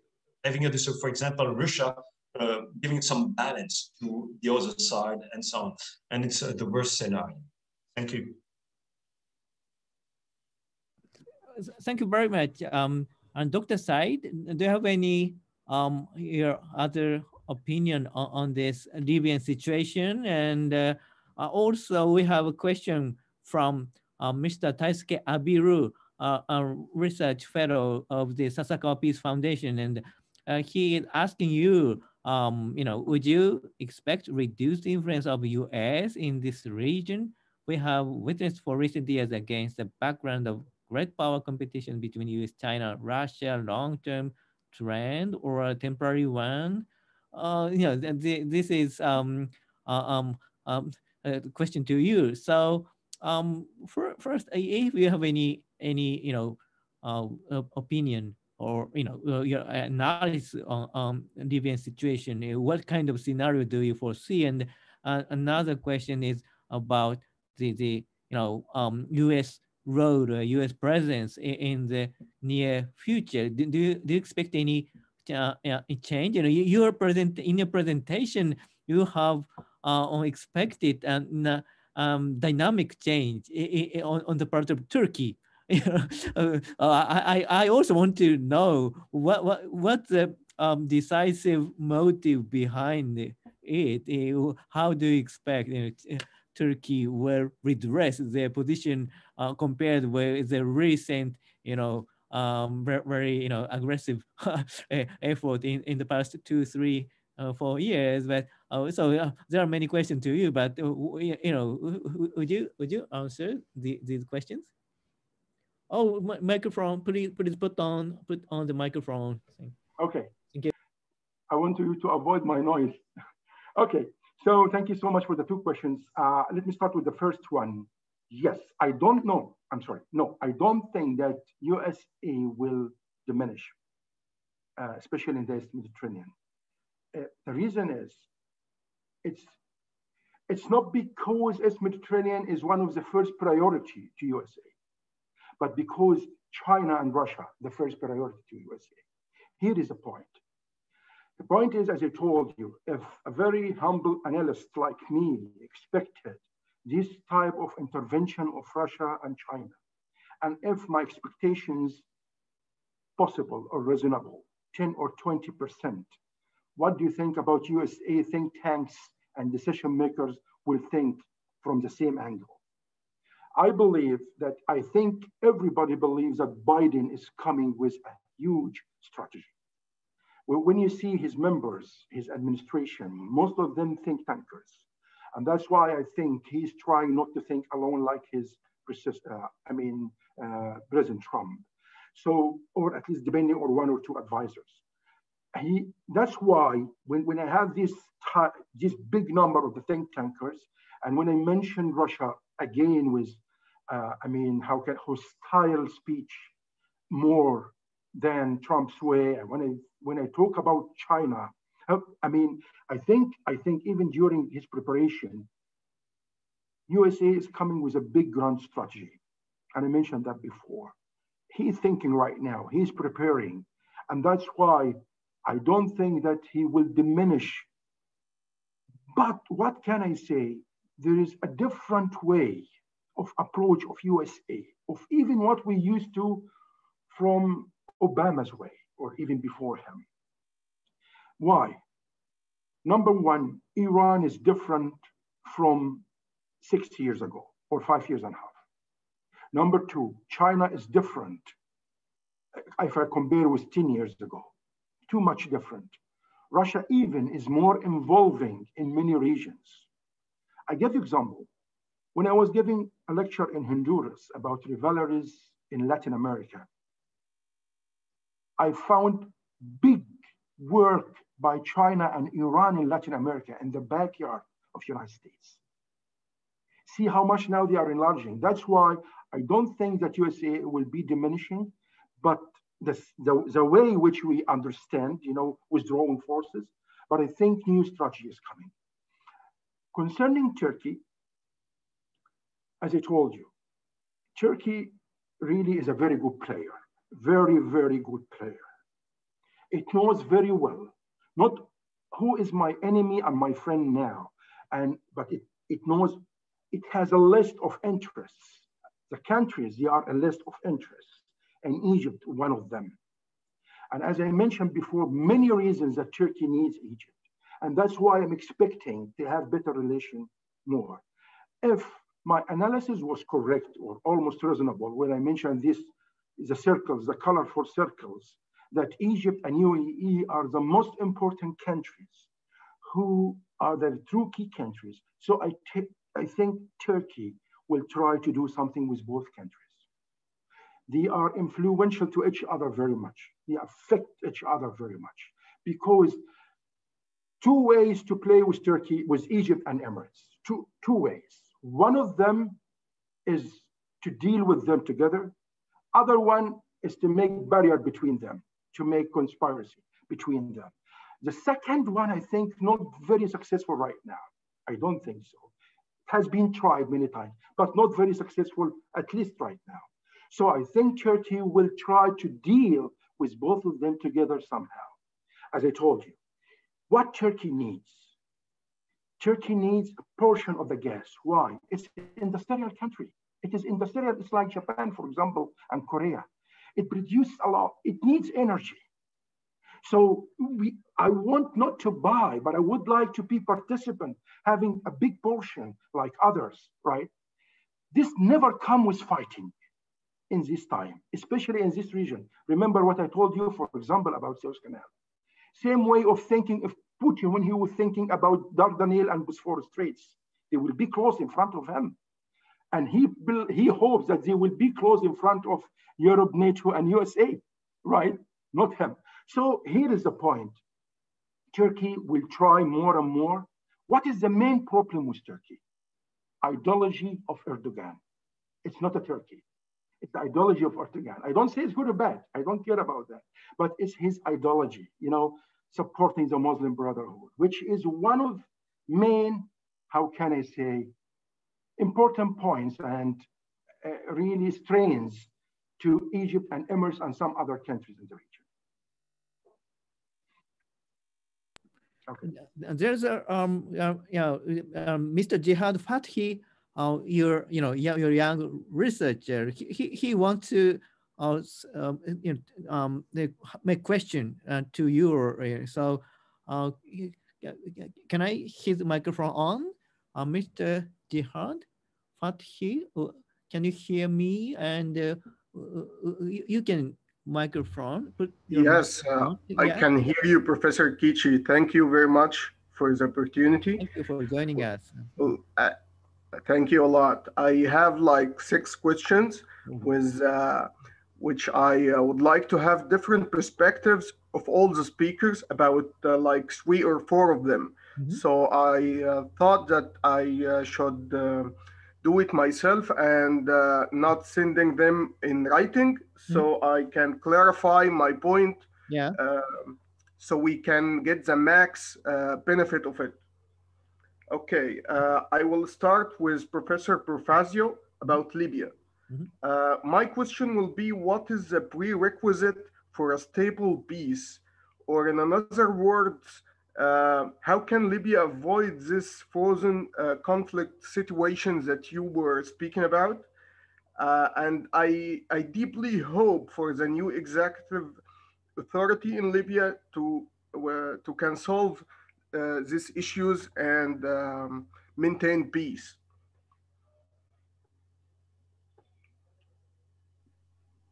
Okay. That's the first one? Okay. Yeah. Should I go with the 6th? Yeah. Okay. Would you quickly summarize your questions? And okay. For Colonel Michiels, I want to have a more clear vision, because when he spoke about EU missions outside of Europe, he was speaking about that is mostly a civilian missions and not military missions. However, we see French military intervention in Mali and like Spanish mission in Afghanistan. So is this like EU countries that go with their own missions, their own security missions, or that goes with the EU security standards? This is my second question. And I have a question for all the speakers about a futuristic question. It's about the unstable coastal countries in the Eastern Mediterranean, like Libya and Syria. So I would like for Professor Profazio to how these unstable countries like Libya will affect the situation in the Eastern Mediterranean, and General Ghoneim, if he can give us an insight about Syria. And Colonel Michiels, I'd like to know the EU perspective about such like failed states countries or fragile countries. I got my next question. It will be about the mega projects, the East Med pipeline, and the gas liquidations project that should happen in Egypt. I want to know which is more applicable and why. I need to hear the opinion of our experts here. My last question is about a more geopolitical futuristic one. Can we see in the future a rivalry between gas producing countries, especially after the gas exploration and discoveries that we are working on, and speaking around Cyprus and in the economic exclusive zones in the coastal countries, and another countries that work with oil? So can countries work like an OPEC axis, people who or countries who work on or rely more on oil, and to counter the new formal organization of the Eastern Mediterranean Forum? This is my last question, and thank you very much. Thank you for the the question. The remaining, I think remaining 5 questions was asked, and so okay. So first one is about how can Libya avoid the frozen conflict scenario? Do you have any clue, Dr. Profazio? Yeah, I'll try to answer that. I think that one of the major obstacles has been the what I call the hyper personalization of Libyan politics, which means that there are some political actors that have been around here long enough. And they are hindering the peace process. So if we think about the various Sarraj, Haftar, also the president of the parliament, the House of Representatives, Aguila Saleh, I think that they have been in Libyan politics a very long time, and this has prevented a turnover in the political elite that Libya needed. And now with the appointment of the new executive authority, we have the opportunity to turn page and to see if this new elite can come up with some of the major answers that the Libyan people needed, especially common day problems. For example, the power outages, the shortages in water and electricity. These are common issues that have triggered protests in Libya in last summer. And they are likely to repeat if the new authorities are not going to solve everyday problems of the people. At the same time, we also have to think about the external actors, but I already mentioned about the need to end external interferences, not only in the Libyan conflict, but maybe also in the Libyan peace process. About the third question, how the unstable Libya can affect the Eastern Mediterranean, I think I already answered to that in my previous comments. The fact that there has been this linkage between the Libyan conflict and the Eastern Mediterranean dispute was due to the memorandum of understanding that we mentioned before. It will be difficult now to disentangle these two questions and make them separate. But I think that we can manage to do this. There will be a more major chance of a solution to both of them. Conflict resolution-wise. I mean, conflict resolution-wise, it will give more of a chance to the solution.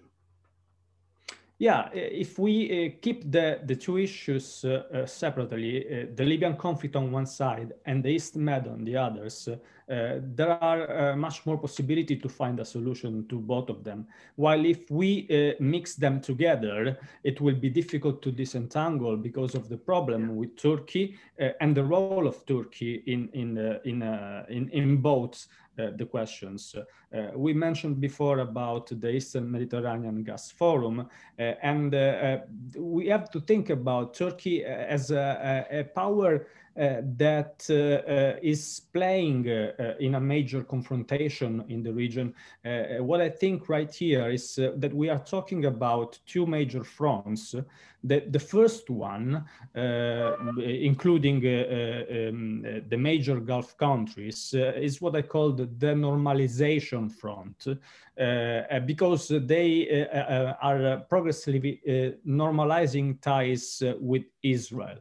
On the other side, Turkey and to a certain extent Qatar can be described as revisionist powers, because they are trying to change the geography in the region.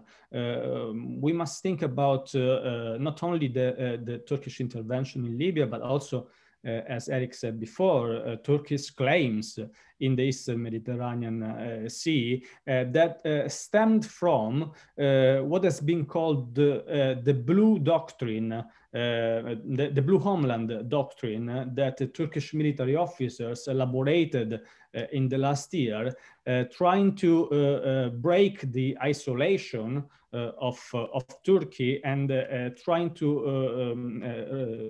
change the geography around the island. However, this intervention backfired because, as we saw before in the previous slide, I believe, Turkey is now isolated while there is a regional front against it. At the same time, it will be difficult right now to ask Turkey to leave Libya. And this is a major problem for the resolution of the conflict, because according to the ceasefire agreement, all foreign forces must leave Libya. They had to leave before the 23rd of January. And also all the military agreements between foreign forces and the Libyan authorities must be suspended, must be frozen, while at the same time Turkey is continuing its military training of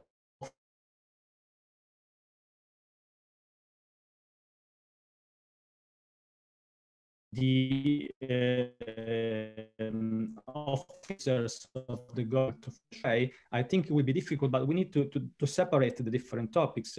And we are in a more favorable scenario right now compared to last year, because last year we saw this like a return to power politics in the region. We spoke at length about faltering multilateralism during the last year of the US administration of former President Donald Trump, and the fact that Russia on one side and Turkey on the other intervened in Libya highlighted the fact that we returned to an old concept that was the use of power in international relations, what is commonly known as power politics.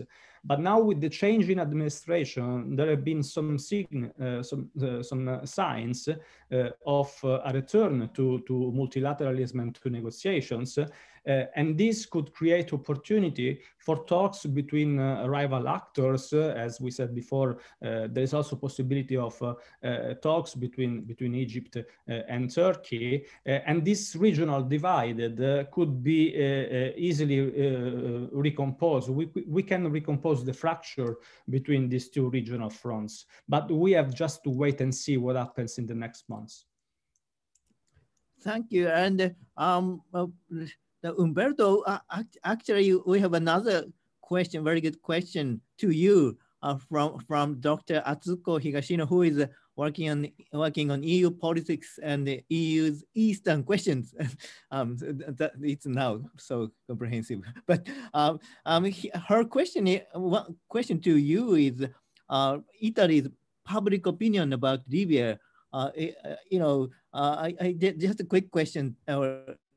I also want to know what the Italian atmosphere on this issue. Is there still appetite for engagement or intervention in Libyan affairs among Libyan public?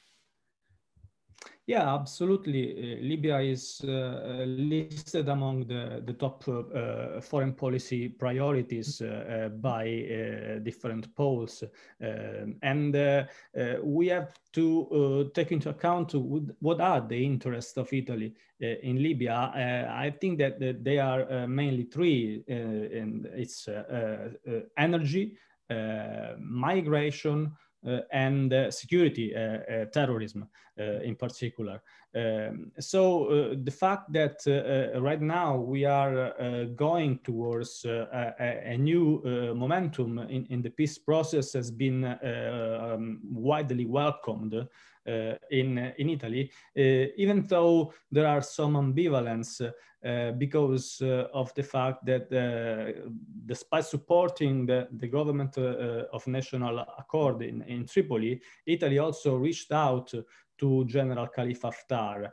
There have been some criticism about this move because of the ambivalence of the Italian position, but at the same time, I think that reaching out to different actors can give Italy more opportunity to influence the peace process. Even though I must say that right now European powers are on the back feet, and the role of Russia and Turkey in the peace process, to me, it seems more prominent compared to, for example, Italy or France or other European powers. But I might be wrong. Thank you very much. And Eric, what the answer to the question to you? And I want to add another question from Dr. Atsuko Higashino, who is working on European affairs, European politics, European Union politics, and it's about the Turkey, the Brussels. In your opinion, in your analysis, Brussels needs Ankara, but there's some change, that there might be some change. If there's a change or suggestion of change, do you pick up some examples among debate in Brussels?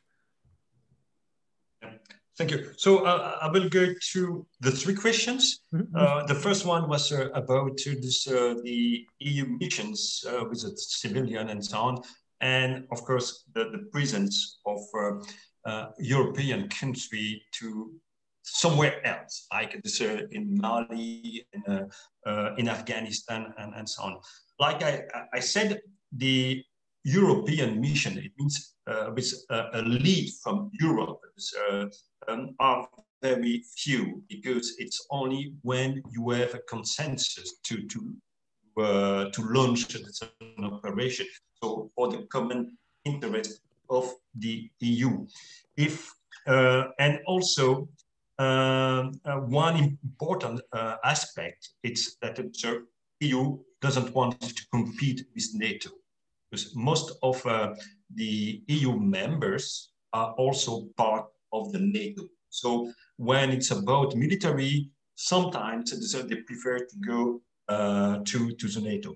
If I take, for example, the presence of European country in Afghanistan, it was done firstly under the coalition launched by US in 2001, because US requested to support after the attack on 9/11.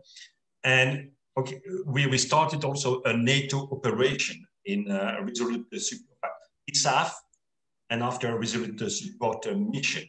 So you see a lot of European countries, but not acting as under European umbrella. In Mali, for example, you have different missions at the same moment. You have in Mali, you have the European Union training mission on very low intensity. We are not fighting, we are just providing instruction, assistance to the Malian forces. And you have also the MINUSMA, so the United Nations mission in Mali, providing more some trying to make it some keeping peace operation. And of course, with MINUSMA, you will find also Belgium guard, or you will find the same countries sometimes being on with two different acts. It means you have Belgium being EUTM and having it is also MINUSMA. And after that, you have the French initiative with Barkhane operation, but it's because France wants to stabilize the whole Sahel, so the 5 countries composing the Sahel. And they started the operation, and they are trying to get more and more people involved in this situation. But it's not under European flag. It's just a coalition of the willing. We have also a particular example here in the Strait of Hormuz, because we have what we call EMASO. It's European Mission for the Awareness of the Strait of Hormuz.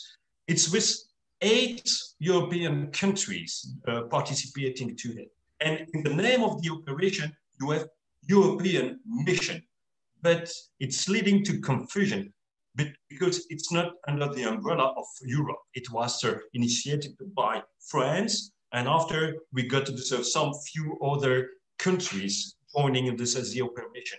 So it's sometimes very difficult, because when we see a European country involved in an operation, a lot of people assume that it's with the umbrella of Europe, or it was granted by Europe, even if it is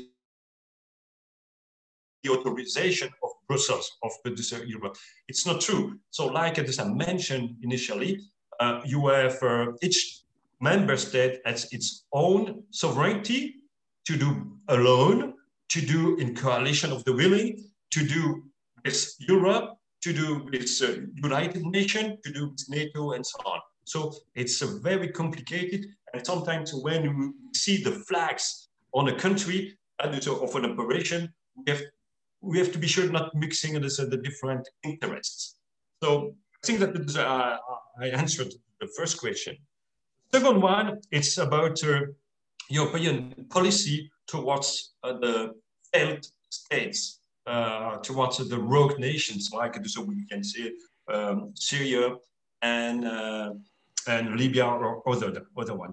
Like I mentioned, EU is just aware or wants just to monitor and to intervene in the close vicinity of its external border. Because like I mentioned, the difficulty is to have a consensus to start an operation and to have an integrated operation launched away. For example, we have a beautiful tool within the EU. It's what we call the EU battle group. It's a duty role every 6 months. A set of countries are putting the forces together to constitute a battle group ready to be deployed to intervene everywhere in the world within this 6,000 kilometers normally. It's the limit of the intervention, 6,000 kilometers. And it's a beautiful, powerful for high intensity, medium high intensity intervention. But up to now, we never used this kind of tool because there is, at the moment, we prepared, at the moment we want to intervene, there is no consensus to intervene because it's a more high intensity. So, like I said, about to do a failed state and rogue nations and so on, EU will just look if it's posing a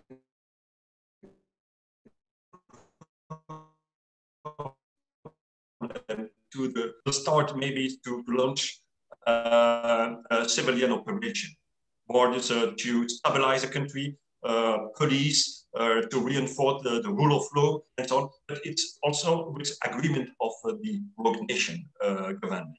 And the second point where when this Europe will intervene or will try to do something, it's when it poses a problem of migration. Because migration is about stability and it's a very huge concern inside this internal Europe about this, how to deal with this, the migration flow, because of course you have countries at the northern of Europe saying, okay, if they enter to Italy, Italy has to cope with the problem, stay there. But of course, Italy say, oh, I cannot take this, this for myself, and we have to share the burden. So, yes, so we see that the EU, like I mentioned, it was why I did it at the start of my presentation. EU has a particular way of doing the business when it's about the following policy, and it's on the lowest side. So sometimes if you want to have a strong action, you need to have one member state taking the lead and pushing and trying to convince a few of the members to join him and to make this action. But from EU, it's a little a tone. It's the problem. To go to the third question about Brussels needs Turkey, but does Turkey needs Brussels? Yes, it's a big question.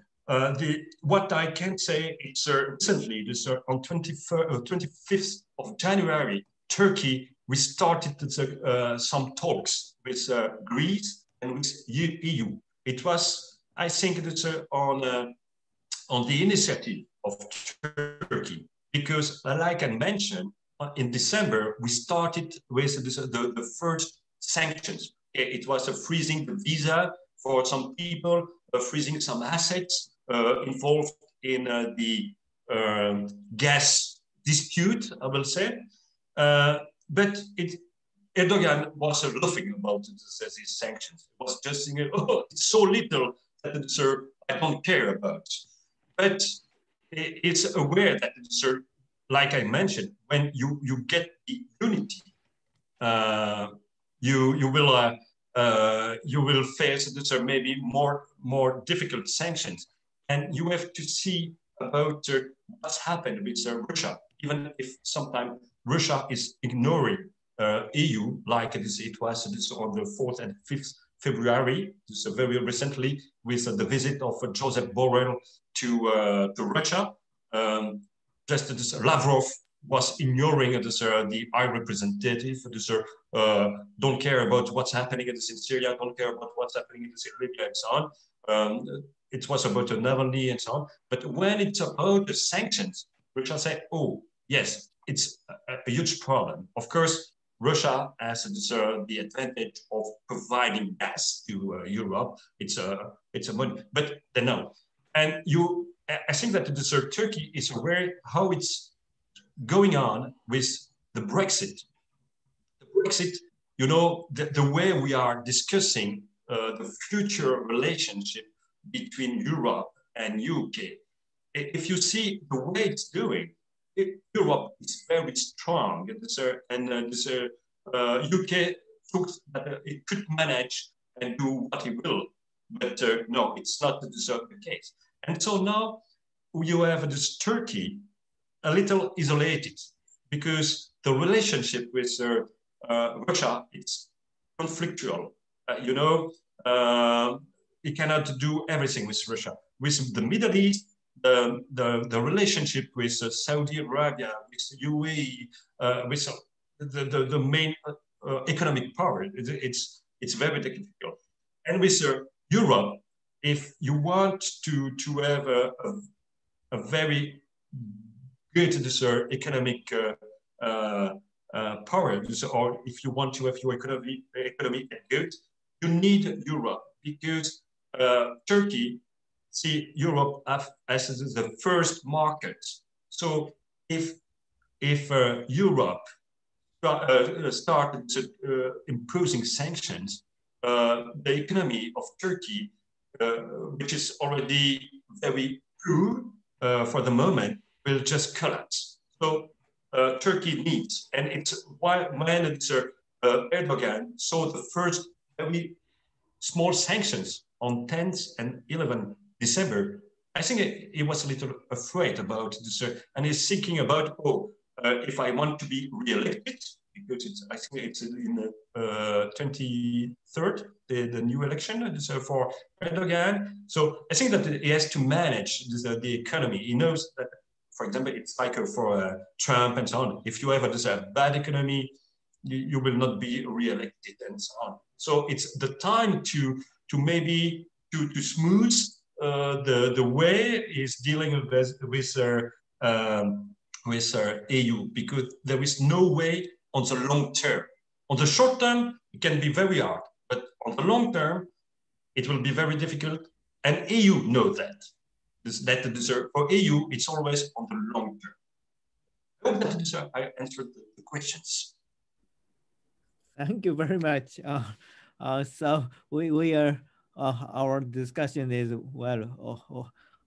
overflowing, and we have to conclude shortly. But Dr. Said, do you have any concluding remarks on this discussion? Oh, please turn on. Please turn on the microphone. Okay. Yes. Yeah. Thank you so much. Really, I would like to thank you. I saw some other questions. Just before we finish, I would like to answer one. Yeah, it's international law question from Ms. Lara, and it's concerning the role of Haftar, and it's legal or not legal, and also the agreement between Turkey and Libya, if it's legal or not legal. It's really more international law, but I would like very briefly to say my opinion that Haftar involvement in fighting against the recognized Libyan government is considered, which we call it LIC, I think, low intensity conflict. It's not invasion from other country against the Libyan government. So this is, I cannot say legal or not legal, but I can say it's regular shape in front of the international community, whatever the reasons behind that, because he declares why he's fighting the government. He is supported by the Libyan parliament, which he is expressing the will of the Libyan people and so on. And this is something else. So I don't think that what Haftar is doing against the government is too much related with the international law that way. But maybe the intervention from external countries, this is something else and could be discussed somehow. Concerning the agreement between Turkey and Libyan government, clearly it should be, yes, recognized. It's not against international law because it's with the Libyan government. But the other side is trying to, there are 2 points here. One objection that the Libyan parliament did not accept, which is something internal, did not accept this agreement because no international agreements without the parliament of the country. This is one of the voices. Other things that Greece itself, it has objected because it's taken about 3,000 kilometers from Greek portion of water when this agreement, it affected, I mean, the Greek situation, maritime borders, I mean. So here comes in front of the international law. That's it from my side. And finally, thank you so much, really. And sorry for taking more time. I'm sorry for Umberto, because I know that he has something committed after our meeting. Really, I hope it was good for everybody and comfortable. Thank you so much. Thank you very much, everyone, for your participation, and many thanks to 3 excellent speakers for their presentation. Thank you very much. And our next seminar will be after 2 weeks. Thank you for everyone. Thank you very much. Bye. Bye-bye. Thank you. It's been a pleasure.